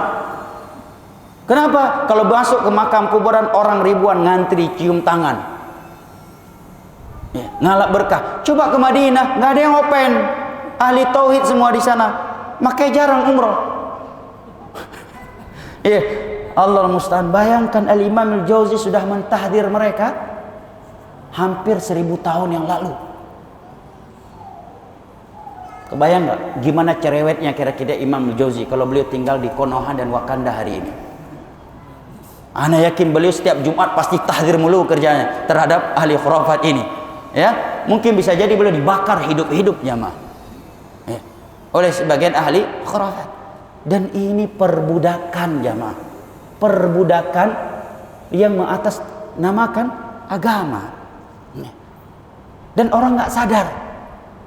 Kalau dijajah oleh Belanda dan Jepang, orang marah, murka dan melakukan karena terpaksa. Ini bayangkan, dia dijajah, diperbudak dan bangga menjadi budak. Bangga menjadi budak. Nah, nasallallahu salamul afiyah. Ini fakta jemaah. Sehingga boleh mengatakan wa yataqarrabu bi taqbili yadihi wa i'tiqadi barakatih. Orang mendekatkan diri kepada Allah dengan mencium tangannya. Orang lain meyakini ini orang berkah, ya. Sampai salah satu video yang sangat membuat anak bingung gitu. Kok bisa ada orang percaya dan masih tetap aja dianggap ustaz? Ya. Lucunya dustanya udah keterlaluan. Ada kalau mau bohong pinter dikit lah, ya kan? Ini mengatakan bahwasanya di Tarim itu jalan-jalan yang pernah dilewati oleh para habib, karena jalannya banyak dilewati oleh para habib, nggak diaspal oleh pemerintahnya, biar jejak telapak kaki para habib itu masih tetap tersisa. Dan jutaan yang nonton video itu jemaah. Nggak usah pakai ilmu deh, pakai logika saja. Bagaimana bisa tersisa? Kalau nggak diaspal kan Yaman itu debu jemaah, padang pasir. Hitungan menit udah hilang jejaknya di bawah angin. Ya kan? Kedua, kenapa jejak Ahlul Bait itu adanya di Yaman, bukan di Mekah dan Madinah? Siapa ya? Kenapa nggak di Mekah dan Madinah? Walaupun nggak kita pungkiri ada Ahlul Bait setelah beberapa ratus tahun meninggal dunia, mereka Nabi meninggal, mereka pindah ke anak Ahlul Bait. Itu bukan jalur Fatimah, karena jalur Nabi udah putus dengan Fatimah. Anak keturunan Abbas, anak keturunan Ali, anak keturunan Aqil, ya. Itu jalurnya Ahlul Bait. Tapi kenapa yang lebih banyak di Yaman? Bukan di Madinah dan Mekah. Dan 5 tahun di Yaman. Tarim itu termasuk kota yang paling bagus aspalnya. Tarim termasuk kota yang paling bagus aspalnya. Nah, bahkan mungkin untuk perkampungan-kampung hampir nggak ada yang nggak beraspal. Tapi orang tetap biasa aja mendengar kedustaan yang seperti itu. Pada Imam Malik mengatakan beberapa golongan, salah satu 3 golongan manusia yang tidak boleh diambil ilmu darinya, walaupun dia ahli hadis, walaupun dia akidahnya aqidatus salaf, tetap tidak boleh diambil ilmu. Kenapa? Alladzi yakdzibu fi haditsin nas. Kalau dia pernah berdusta ketika berbicara tentang dunia sesama manusia, walaupun belum pernah didapati dia berdusta di dalam menyampaikan hadis Nabi, walaupun dia muhaddits, akidahnya aqidatus salaf, nggak boleh diambil ilmunya. Kalau dia pernah berdusta dengan manusia, walaupun belum pernah berdusta ketika bicara agama. Karena ilmu agama terlalu mulia untuk diambil dari orang yang berdusta. Ucapan Imam Malik ini boleh buka, boleh lihat dalam syarah Ilal Tirmidzi. Ilal Tirmidzi karya Imam Tirmidzi, satu letting dengan Imam Bukhari, sama-sama murid Imam Ahmad. Beliau punya kitab namanya Ilal Tirmidzi. Kitab membahas bagaimana mendeteksi suatu hadis itu ada penyakitnya. Nah, kemudian disyarah oleh Al-Imam Ibn Rajab yang datang pada abad ke-7 Hijriah kurang lebih. Nah, Kemudian beliau mengatakan wa yu'malu bihawa wa ya'malu bihawa duna syar'illah wa sunnatih. Dan dia beribadah dengan hawa nafsunya, bukan dengan syariat Allah dan sunnahnya. Maka ada istilahnya mursyid. Beliaulah yang pertama kali mendapatkan tarikat ini, tarikat Syadziliyah. Berujungnya kemana? Bukan ke Al-Quran, bukan ke Nabi, bukan ke Abu Bakar, tapi kepada orang yang hidupnya baru 100 tahun yang lalu, ya, atau puluhan tahun yang lalu. Tarikat Qadiriyah ujungnya kemana? Bukan Al-Quran, kepada As-Sunnah, bukan hadis Nabi, tapi kepada seseorang. Beliau yang pertama kali mencetus ini. Barang siapa yang ingin mengambil, harus ada mursyid yang mengamalkan ini. Tanpa mursyidnya, dan saya mursyid tarikat ini di kota ini, yang mengambil dan mengamalkannya tanpa izin saya tidak ridho. Udah kayak mau masuk bioskop. Aturan ibadah ribet banget, harus ada ijazah. Bahkan sebagian orang pakai sorban pun harus ada ijazah. Ribet banget memang jadi ahlul bidah. Pakai sorban harus ada ijazah, kata. Sorban bentuk-bentuk tertentu ada ijazahnya. Nggak tahu maksud ijazah S1, S2 atau S3, ataukah mungkin ijazah halu kali. Keribet banget. Dari mana? Semenjak kapan bentuk ibadah itu ada anjuran khusus? Ya. Kalau orang Yaman mereka memutar, kalau orang Saudi seperti khimar, itu bab adat. Kok bisa-bisa di sebagian kalangan ada ijazahnya? Sehingga ketika dipasangkan ijazah, dipasangkan oleh seorang yang sangat besar dengan bacaan-bacaan tertentu. Bahkan di beberapa tempat Anda mendapatkan ada orang dipersekusi gara-gara pakai ijazah dengan pakai sorban dengan suatu bentuk, karena dia belum mendapatkan ijazah memakai sorban itu. Ya. Kebayang nggak ya? Makanya Imam Al-Jauzi bicara hal ini padahal beliau hidup di abad ke-5 Hijriyah, jemaah. Dan kita sekarang sudah berada di abad keberapa? 15 Hijriyah. Gak kebayang deh kalau Imam Ibn Jauzi hidup bersama kita saat ini dan tinggalnya di Konoha dan Wakanda lagi. Ya. Ada memang orang-orang yang seperti itu. Dia beribadah dengan hawa nafsunya. Ciptakan tarikat ini, tarikat itu, tarikat ini, tarikat itu. Ya. Ini zikir ini ditemui oleh Maulana Fulan.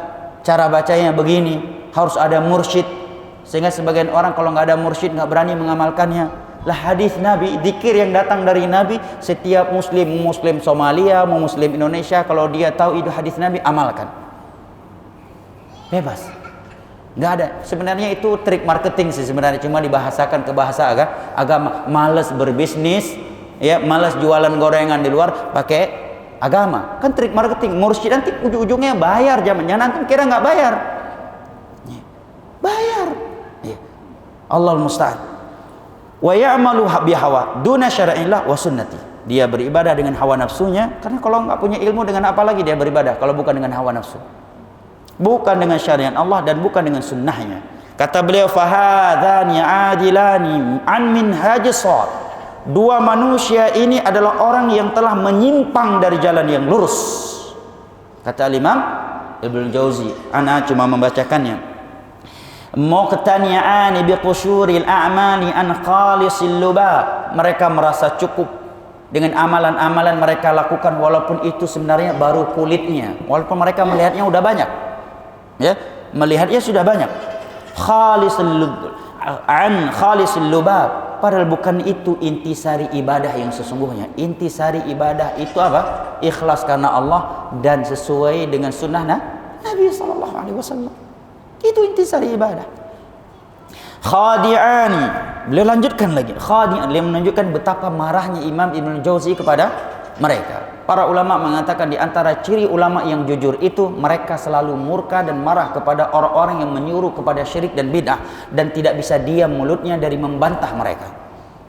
Bahkan para ulama mengatakan perlu diragukan apabila ada orang yang mengaku di atas tauhid dan sunnah tetapi tidak membantah para pelaku syirik dan bid'ah.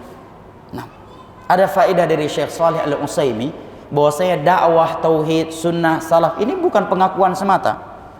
Ya, ada, antum bisa lihat di akun resmi beliau. Kata beliau, banyak orang hari ini mengaku dirinya sebagai dai salaf, dai tauhid, dai sunnah, tetapi tidak ada tulisan ceramahnya yang mengingkari syirik dan bid'ah dan menyeru umat Islam kepada tauhid dan sunnah Nabi sallallahu alaihi wasallam. Nah, Lihat kata beliau, khadi'ani lil mubtadi'ina bila mi'isra. Dua jenis manusia ini mereka mampu menipu orang-orang yang baru hijrah karena keindahan lentera yang mereka perlihatkan.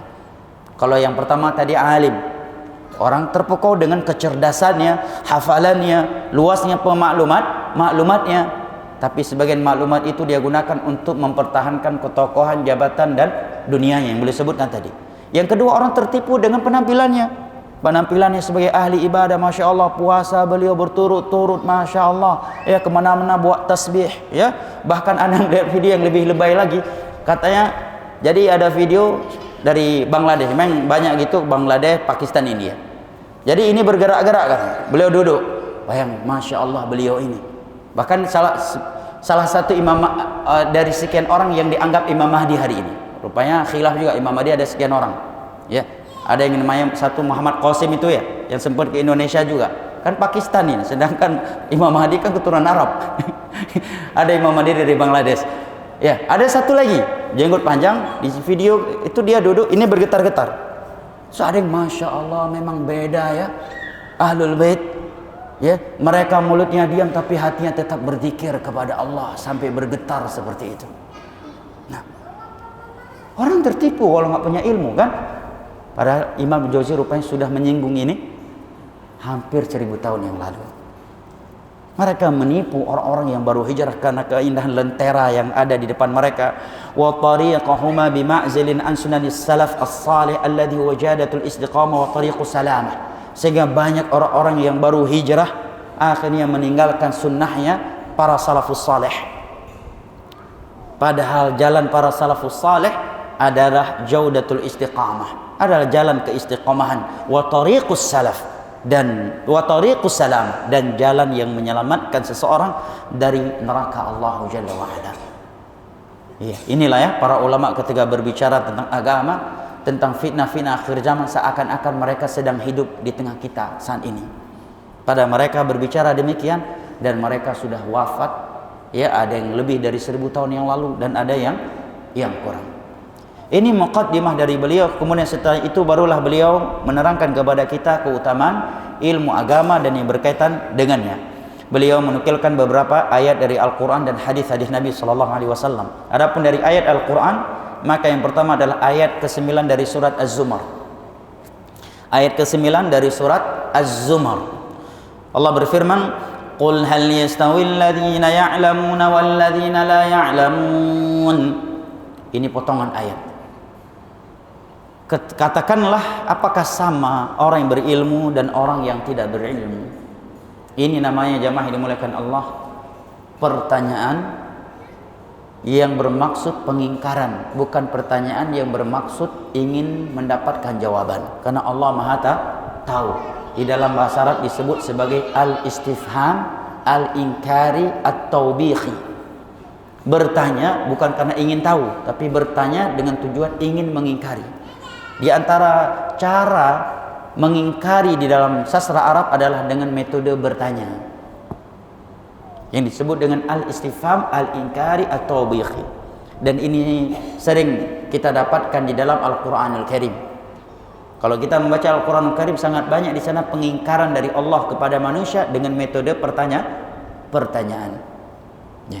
Afala yatafakkarun, ya kan? Afala yatadabbarun. Bukan karena Allah ingin tahu kita ya sudah melakukannya ataukah belum.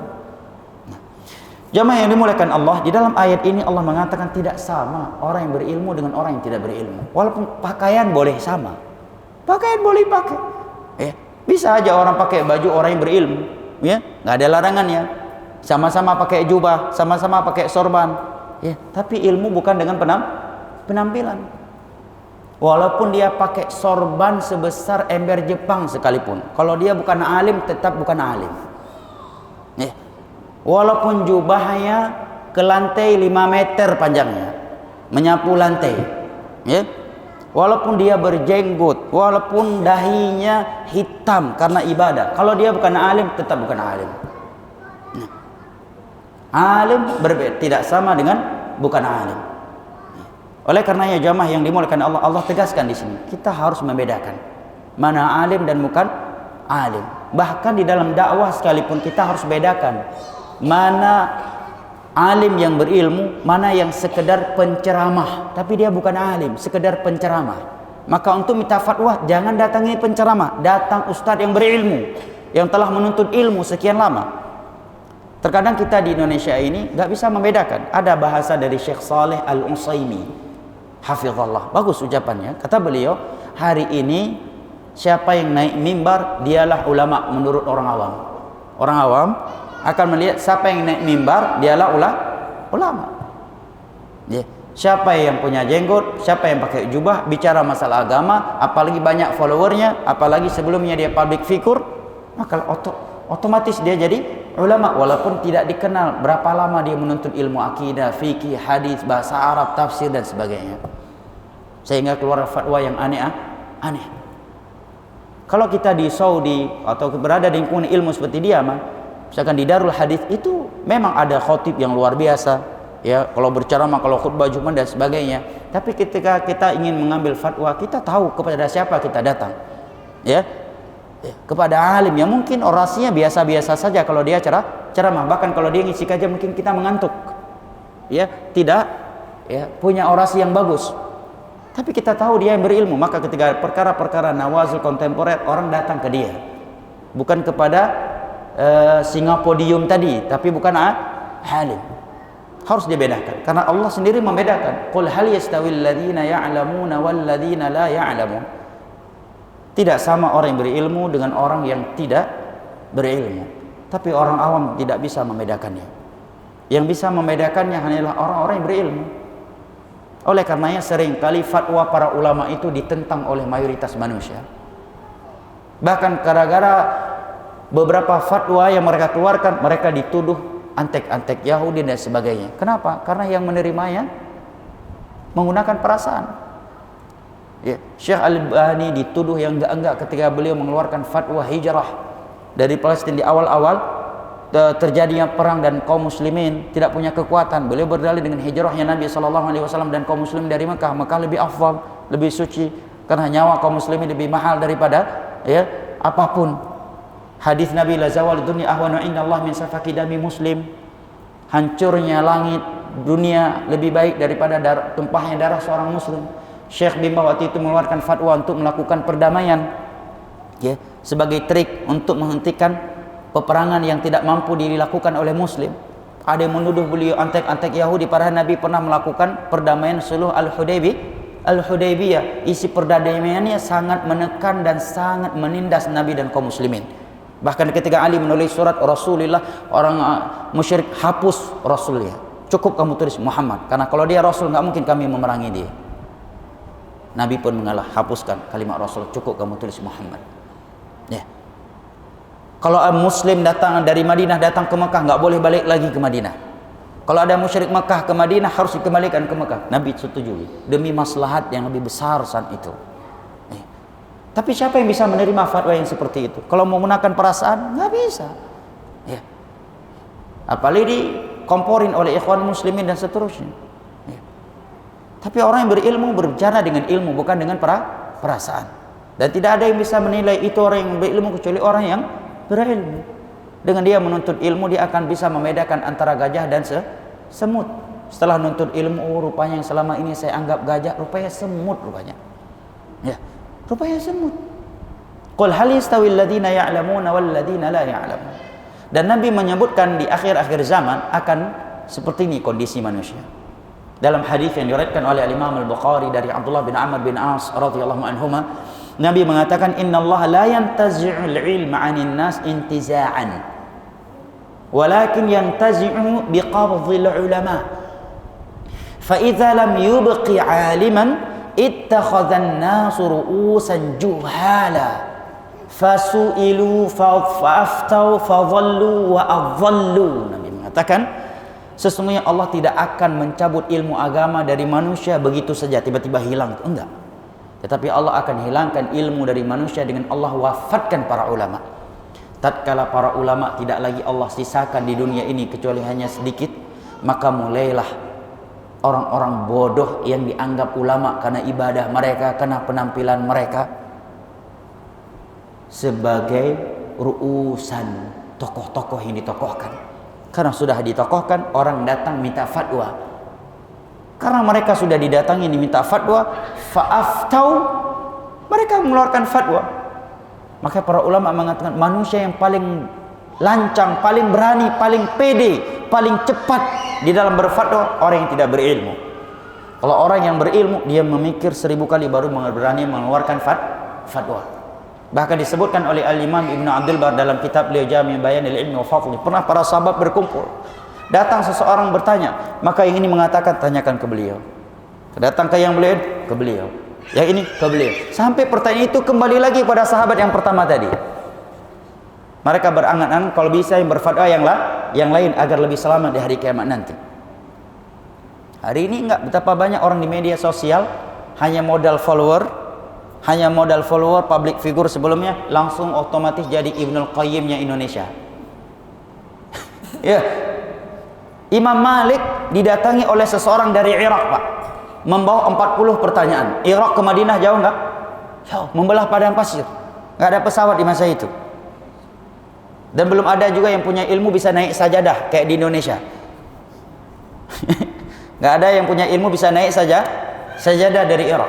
Ya, karena mungkin belum ngambil ilmu ke Indonesia waktu itu. Ya. Dia datang ke Madinah khusus membawa 40 pertanyaan yang diminta oleh masyarakatnya. Setelah dia bertemu dengan Imam Malik, rupanya Imam Malik cuma menjawab tidak lebih dari 10 dari pertanyaan yang dia bawa. Dia pun marah, mengatakan, wahai Imam, aku datang dari Irak khusus untuk meminta engkau menjawab 40 pertanyaan yang diamanahkan oleh rakyatku, oleh kaum muslimin, dan engkau tersebar, namanya tersohor di dunia sebagai alim Madinah, tapi yang kamu jawab cuma 10, tidak lebih dari 10 jari jemari tangan. Apa kata Imam Malik? Sekarang anda keluar, carilah gunung tertinggi di dunia atau bangunan tertinggi di dunia, dan naiklah anda ke bangunan yang tertinggi tersebut dan teriaklah sekeras-kerasnya, aku datang dari Irak membawa 40 pertanyaan titipan masyarakatku untuk Imam Malik yang katanya berilmu. Rupanya pertanyaanku yang beliau mampu jawab tidak lebih dari 10 pertanyaan. Teriak sekeras-kerasnya seperti itu, kata Imam Malik. Nah, kalau digituin nanti mulai gimana rasanya? Nggak takut ulama kita itu mengatakan saya tidak tahu, nanti akan saya bahas, saya akan cari. Nggak takut mereka. Ditanya tahu, jawab. Nggak tahu, wallahu alam, la adri. Maka kalau kita belajar kitab adab, ilmu, di sana akan disebutkan adab ilmu, diantaranya adalah seorang alim yang sesungguhnya dia banyak berkata la adri di dalam berfatwa. Nah, beda jemaah orang yang berilmu dengan orang yang tidak berilmu. Maka Nabi katakan karena dia sudah ditokohkan dan dijadikan tempat berfatwa, ngambil fatwa, dia pun berfatwa. Fadhallu wa afdhallu. Dia menyesatkan dan dia sesat dan menyesatkan orang lain. Ya. Belakangan ini ana lihat video gaib ya. Dia buat video di Madinah, katanya, Masya Allah Bapak Ibu pahalanya sama dengan orang-orang yang sedang haji. Ya, karena Bapak Ibu udah sampai ke Madinah tapi nggak boleh masuk ke Mekah. Ini kan penipuan. Pasti itu bodong visanya itu. Kalau dia pakai reguler plus furoda atau haji dakhili domestik yang resmi tasrif, pasti boleh masuk. Kalau dia nggak masuk berarti pakai visa ziarah, Pak, visa kunjungan, atau dia visa amil tapi tasrihnya nggak dibeli biar lebih hemat. Ya. Atau beli tasrih tapi baru keluar visa, belum keluar iqamah KTP ya. Tahun ini harus sebutkan KTP ya. Untuk menghibur jamaah begitu dibodoh-bodohin supaya jamaah nggak nuntut uangnya dikembalikan. Kasihan banget. Orang tanpa ilmu jamaah asal aja berfatwa. Ya. Demikian juga ketika haji dan umrah kita melihat orang sembarangan aja fatwa. Nggak apa-apa, nggak usah nginep di Muzdalifah, kita lewat aja. Padahal Nabi nggak memperbolehkan orang keluar meninggalkan Muzdalifah sebelum matahari ya terang ya, sebelum menjelang syuruk ya, kecuali orang-orang yang sakit. Bahkan ada sebagian orang di hari ke 11, 12, 13 lempar jamarat, tahu Pak kapan? Sebelum matahari tergelincir.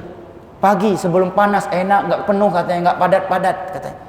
lebih leluasa kita. Padahal syarat sahnya harus setelah tergelincir matahari, jaraknya bisa sampai sebelum subuh berikutnya.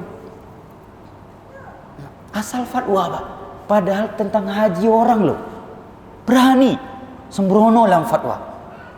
Itu berkaitan dengan haji. Orang udah puluhan tahun nunggu haji, Pak. Nabung puluhan tahun, dapat mutawif yang sembarangan. Nah, gak takut. Orang gak punya ilmu paling berani mengeluarkan fatwa.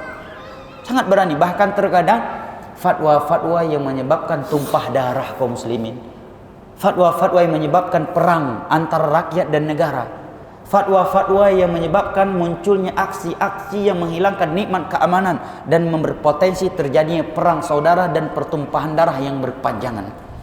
Yang paling berani, biasa paling cepat mengeluarkan fatwa orang-orang yang tidak berilmu. Nah, maka Allah tekankan di sini, qul hal yastawil ladzina ya'lamuna wal ladzina la ya'lamun. Ayat kedua yang boleh sebutkan di dalam kitab ini adalah ayat ke-11 dari surat Al-Mujadilah. Yarfa'illahu alladhina amanu minkum walladhina utul ilma darajat. Allah akan mengangkat orang-orang yang berilmu dari orang-orang yang beriman dari kalian dan orang-orang yang berilmu dengan beberapa derajat. Ada mukmin, ya, ada mukmin biasa, ada mukmin yang berilmu. Kedua-duanya mulia di sisi Allah, tetapi yang lebih mulia yang lebih berilmu. Yarfa'illahu alladhina amanu minkum walladhina utul ilma darajat. Kemudian beliau menukilkan ucapan Abdullah bin Abbas yang dengannya kita akhiri majlis pada kesempatan kali ini. Beliau mengatakan, lil ulama darajatun fawqal mu'minin bisab'i mi'ati darajah ma baina darajataini masirata 500 'am. Sesungguhnya para ulama itu memiliki derajat-derajat di atas keumuman kaum mukminin sebanyak 700 derajat. Dan jarak antara dua derajat membutuhkan waktu perjalanan 500 tahun. Nah, ini mungkin sebagai bahasa mubalaghah dari Abdullah bin Abbas. Seandainya ini tidak seandainya ini sahih, maka ini bisa jadi marfu, ya, dari Nabi, karena ucapan para sahabat yang berkaitan dengan perkara gaib itu mengambil hukum marfu. Atau, ya, seandainya bukan marfu, ini berjalan kepada kaedah-kaedah umum lainnya, karena Nabi menyebutkan kaum mukminin di dalam surga itu secara umum derajatnya bertingkat-tingkat, ya. Sementara perjalanan dari satu lapis langit ke lapis langit berikutnya itu bisa menghabiskan waktu 500 tahun. Nah, ini menerangkan kepada kita betapa tingginya derajat para ulama di hari kiamat nanti. Tapi ingat, ulama yang mengajarkan ilmu yang sesungguhnya dan mengamalkannya, bukan alim fajir yang beliau sebutkan tadi dan beliau tahdir. Baik jamaah yang dimuliakan Allah, insyaallah taala sisa pembahasan kita lanjutkan kembali pada bulan depan jika Allah masih memberikan kita umur panjang, dan jika masih tersisa waktu, saya persilahkan jika ada pertanyaan atau hal lainnya yang ingin disampaikan. Barakallahu fikum. Boleh secara langsung dan boleh dengan tulisan.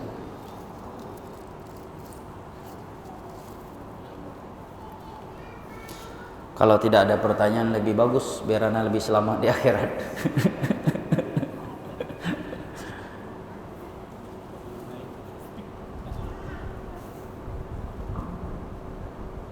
Assalamualaikum warahmatullahi wabarakatuh. Waalaikumsalam warahmatullahi wabarakatuh.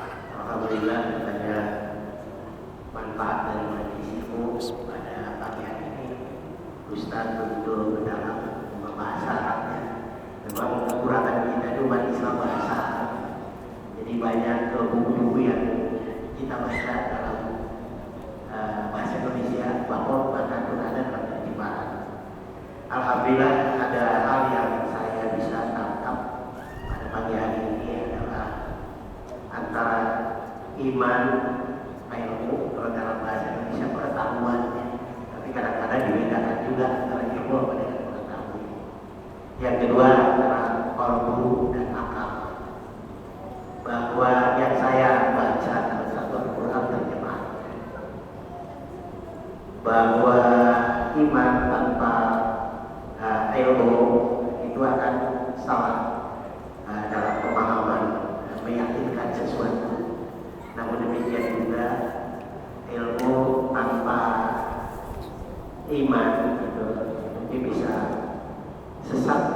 salah.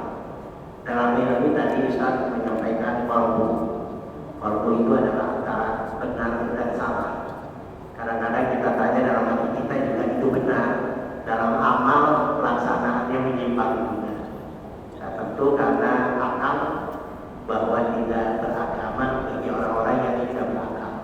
Jadi kalau yang tidak berakal itu sebenarnya dibebaskan dari kewajiban agama, seperti orang gila gitu kan.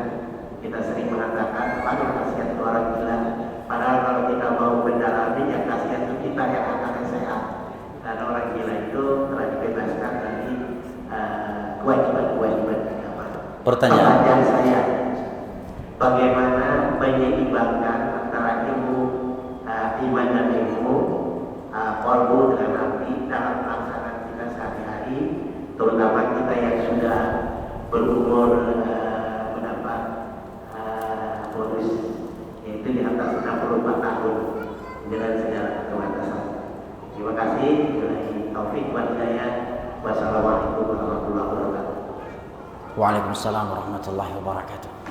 Baik ya, pertanyaan dari orang tua kita tadi. Bapak siapa namanya, Pak? Arja. Pak Arja. Saya bertanya selamat Arabnya Islam. Arja itu orang yang paling diharapkan. Nah, diharapkan oleh istri dan anak-anak dan manusia.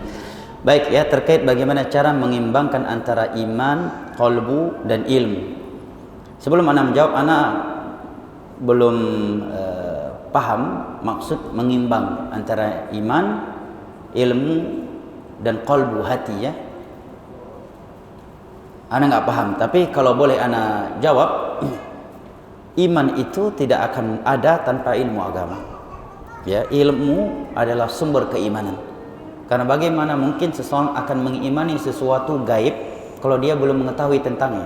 Kita mengimani adanya as-sirat. Kenapa? Karena kita pernah mendengar ayat dan hadis yang berbicara tentang as-sirat. Ya, hati adalah wadah ilmu. Ya, hati adalah wadah ilmu. Maka Imam Ibnu Qayyim mengatakan al-qalbu wi'aul khairi awish syarr. Hati adalah wadah kebaikan atau kejelekan. Maka seandainya anda boleh jawab terhadap pertanyaan tadi, maka jawabannya adalah sebagai berikut. Yang pertama adalah dengan memperbanyak doa kepada Allah Jalla wa'ala, agar Allah Jalla wa'ala mengokohkan kita di atas agamanya, seperti doa yang Allah sebutkan di awal-awal surat Ali Imran, bahwa tanda dan ciri khas orang-orang yang kokoh ilmunya adalah mereka yang selalu berdoa, Rabbana la tuzigh qulubana ba'da idh hadaitana wa hab lana min ladunka rahmah innaka antal wahhab. Dan sebagian istri Nabi kita menyebutkan bahwa doa yang paling sering dibacakan oleh Nabi kita sallallahu alaihi wasallam adalah doa Allahumma muqallibal qulub tsabbit qalbi ala dinik. Yang kedua terkait hati juga Nabi mengucapkan doa Allahumma ati nafsi taqwaha wa zakkiha anta khairu man zakkaha anta waliyuha wa maulaha. Ya Allah, berikanlah ketakwaan yang sesungguhnya pada hatiku. Bersihkanlah jiwaku ini, engkau sebaik-baik pembersihnya. Anta waliyuha, engkaulah yang telah mencipta dan mengaturnya. Wa maulaha, dan engkaulah tempat hati ini bergantungan. Yang berikutnya, agar iman dan hati kita benar ya, dan selalu stabil, agar kita memperbanyak menuntut ilmu agama. Karena hanya dengan ilmu agama iman kita itu akan benar. Ya, karena iman itu bukan sekadar menghafal rukun iman ada 6. Ada orang mengatakan saya beriman tentang malaikat, tapi sejatinya dia belum beriman. Dia mengatakan, dan saya kira ini banyak dialami oleh kaum liberal. Ya, malaikat itu nggak ada wujudnya katanya. Malaikat itu adalah halu kebaikan, bisikan kebaikan disebut malaikat, dan bisikan kepada kejelekan disebut syaitan katanya. Para ulama mengatakan yang berakidah demikian sejatinya dia belum beriman kepada salah satu dari 6 rukun iman tadi. Karena malaikat itu ada wujudnya. Wa hum makhluqun, Allah ciptakan mereka. Maka dalam surat Fatir Allah sebutkan uli ajnihatin masna wa thulatha wa ruba'. Di antara mereka ada yang punya 2 sayap, ada yang punya 3 sayap, ada yang 4. Yazidu fil khalqi ma yasha. Ada yang lebih, ada yang lebih dari itu sesuai dengan kehendak Allah Jalla wa ala. Nah, demikian juga iman kepada takdir. Para ulama sebutkan 4 rukunnya. apabila salah satu dari 4 rukun tersebut tidak diimani oleh seseorang, sejatinya dia belum beriman kepada takdir. Maka ilmu adalah sumber iman yang benar, dan ilmu sebaik-baik penjaga hati. Oleh karena Nabi SAW bersabda di dalam hadis yang diriwayatkan oleh Al-Imam Al-Bukhari dari Muawiyah ibnu Abi Sufyan radhiyallahu an, "May yuridillahu bihi khairan yufaqihu fid din." Barang siapa yang Allah inginkan kebaikan baginya, maka Allah akan fahamkan ia tentang agamanya. Ini mencakup semua kebaikan, kebaikan dunia dan kebaikan akhirat. Yang ketiga berikutnya, banyak membaca Al-Quran. Tidak ada sebuah bacaan yang lebih bisa membersihkan hati kita daripada Al-Quranul Karim. Makanya Allah namakan syifaun lima fis sudur. Al-Quran itu obat bagi hati. Kalau ada yang bertanya, bagaimana Ustaz cara saya mengeluarkan penyakit hati, hasad, dengki, sombong? Baca Al-Quran. Baca Al-Quran. Ya. Dan tentunya ya, akan menjadi lebih sempurna tatkala kita membaca tafsirnya. Ya, mengetahui terjemahannya, artinya. Nah, Al-Quran syifaun lima fis sudur. Sebaik-baik obat untuk hati. Syifaun lima fis sudur. Kemudian sebab lainnya jamaah yang dimuliakan Allah untuk menjaga kelurusan hati adalah agar kita banyak mengingat kematian. Nabi mengatakan aktsiru dzikra hadimil ladzat. Perbanyaklah mengingat pemutus seluruh kelezatan, yaitu kematian. Ini Nabi ucapkan pada di depan beliau saat itu orang-orang yang sudah divonis sebagai penduduk surga, jemaah. Para sahabat beliau. Orang-orang yang paling sempurna hati. Nah, wallahu taala alam bisawab wal ilmu indallah. Ada lagi satu? Silakan, Pak. Waalaikumsalam warahmatullahi wabarakatuh. Kenapa? Nah, barakallahu fiik insyaallah. Saya pernah mendengar hadis Nabi bahwa seseorang itu akan masuk surga dengan nama Allah, bukan tanpa amalannya. Terus dalam surat Al-Ankabut kita juga surat 28, seseorang itu akan masuk surga karena amal solehnya, maka akan diajar dengan surga. Ayat itu bukannya bertentangan karena yang di atas itu kan tidak akan masuk surga dan karena amalannya tentu karena rahmat Allah. Tolong pencerahannya Ustaz. Masya Allah, pertanyaan yang sangat bagus ya. Karena kedua-duanya menggunakan ba. Kedua-duanya menggunakan ba. Bima amiltum dalam ayat Al-Quran kan, bima kuntum ta'malun. Ya. Juga ada bima sabartum, bi, pakai bi yang sering diterjemahkan dengan, kan? Bima sabartum. Hadisnya juga demikian. Hadis yang tersebutkan tadi hadis riwayat Imam Al-Bukhari dari Abu Hurairah radhiyallahu anhu. Nabi mengatakan la yadkhula ahadakumul jannata bi'amalihi. Qalu wala anta ya Rasulullah, qala wala ana illa an yataghammadi Allahu bi rahmatih. Tidak ada salah satu di antara kalian tidak akan masuk surga bi amali, bi dengan, terjemahannya dengan amalannya. Apakah engkau juga tidak akan masuk surga dengan amalanmu wahai Rasulullah? Tanya para sahabatnya. Maka beliau pun menjawab, demikian juga saya, tetapi rahmat Allah telah meliputiku. Para ulama di sini menerangkan kepada kita pentingnya belajar bahasa Arab. Maka Imam Syafi'i mengatakan mayoritas penyimpangan dalam agama ini karena nggak paham bahasa Arab. Ya, bahasa Arab itu paham bukan sekedar min aina anti, ana min Jakarta, kaif haluk, ana bikhair, ya. Mencakup ilmu tentang makna huruf-huruf yang terpakai di dalam bahasa Arab. Terkadang ada satu huruf dia punya 10 maknanya. Ada satu huruf punya 5 penggunaan. Ya, contohnya an, itu bisa berarti dari, bisa berarti tentang, bisa berbeda-beda. Ya. Nah, bi di sini kata para ulama bi lil iwad. Bi ba dalam bahasa Arab artinya banyak, di antaranya sababiyah, sebab. Ada yang berarti iwad. Ayo, saya katakan begini bahasa Arab. Bi'tuka hadza bi'asharati riyal. Saya jual barang ini kepada Anda bi 10 real. Bi maksudnya apa? Anda tukarkan barang saya ini dengan 10 real yang Anda miliki. Ba dengan artinya ayo barang tukar. Nah, surga itu bukan demikian. Kita masuk surga bukan karena kita sudah punya bahan untuk membeli surga. Ini saya sholat puasa, ini sudah menjadi tiket dan berhak dengan amalanku ini aku membeli surgamu ya Allah. Surga Allah itu terlalu mahal dan lebih mahal daripada ibadah-ibadah yang telah kita kerjakan. Tetapi murni rahmat Allah. Seandainya bukan karena rahmat Allah, ibadah yang telah kita kerjakan banyak tidak ikhlas, ya kan? Atau sebagian ikhlas nggak sesuai dengan sunnah Nabi, terjadi riak di dalam, nggak cukup. Tapi karena rahmat Allah kita masuk surga. Dan sebab mendapatkan rahmat Allah adalah amalan. Adapun ayat yang mengatakan engkau masuk surga amalanmu sabar, ba di situ ba bermakna as-sababiyah, sebab amalanmu, sebab sabarmu, karena salatmu sehingga engkau mendapatkan rahmat, sehingga Allah memasukkan engkau dengan rahmat yang ia miliki. Kalau bukan dengan rahmat Allah, nggak cukup jamaah. Amalan kita ini untuk jadikan tiket beli surga nggak cukup. Nggak cukup. Karena surga Allah terlalu mahal. Nah, wallahu ta'ala a'lam bishawab. Demikian maknanya. Cukup? Ibu-ibu ada pertanyaan? Ini jatah ibu-ibu, 1 atau 2? Ada ibu-ibu? Tidak ada? Kalau tidak ada maka kita cukupkan sampai di sini. Kita akhiri dengan doa kafaratul majlis. Subhanakallahumma wa bihamdik asyhadu an la ilaha illa anta astaghfiruka wa atubu ilaik. Dan kita memohon kepada Allah Jalla wa ala agar kembali mempertemu dan mengumpulkan kita semua di dalam surganya sebagaimana ia telah mempertemukan dan mengumpulkan kita di dalam majlis-majlis ilmu agama yang seperti ini. Amin ya rabbal alamin. Innahu waliyyu dzalika wal qadiru alaih. Wa sallallahu ala nabiyyina Muhammad wa ala alihi wa sahbihi wa sallam. Wa akhiru da'wana alhamdulillahi rabbil alamin. Wassalamu alaikum warahmatullahi wabarakatuh.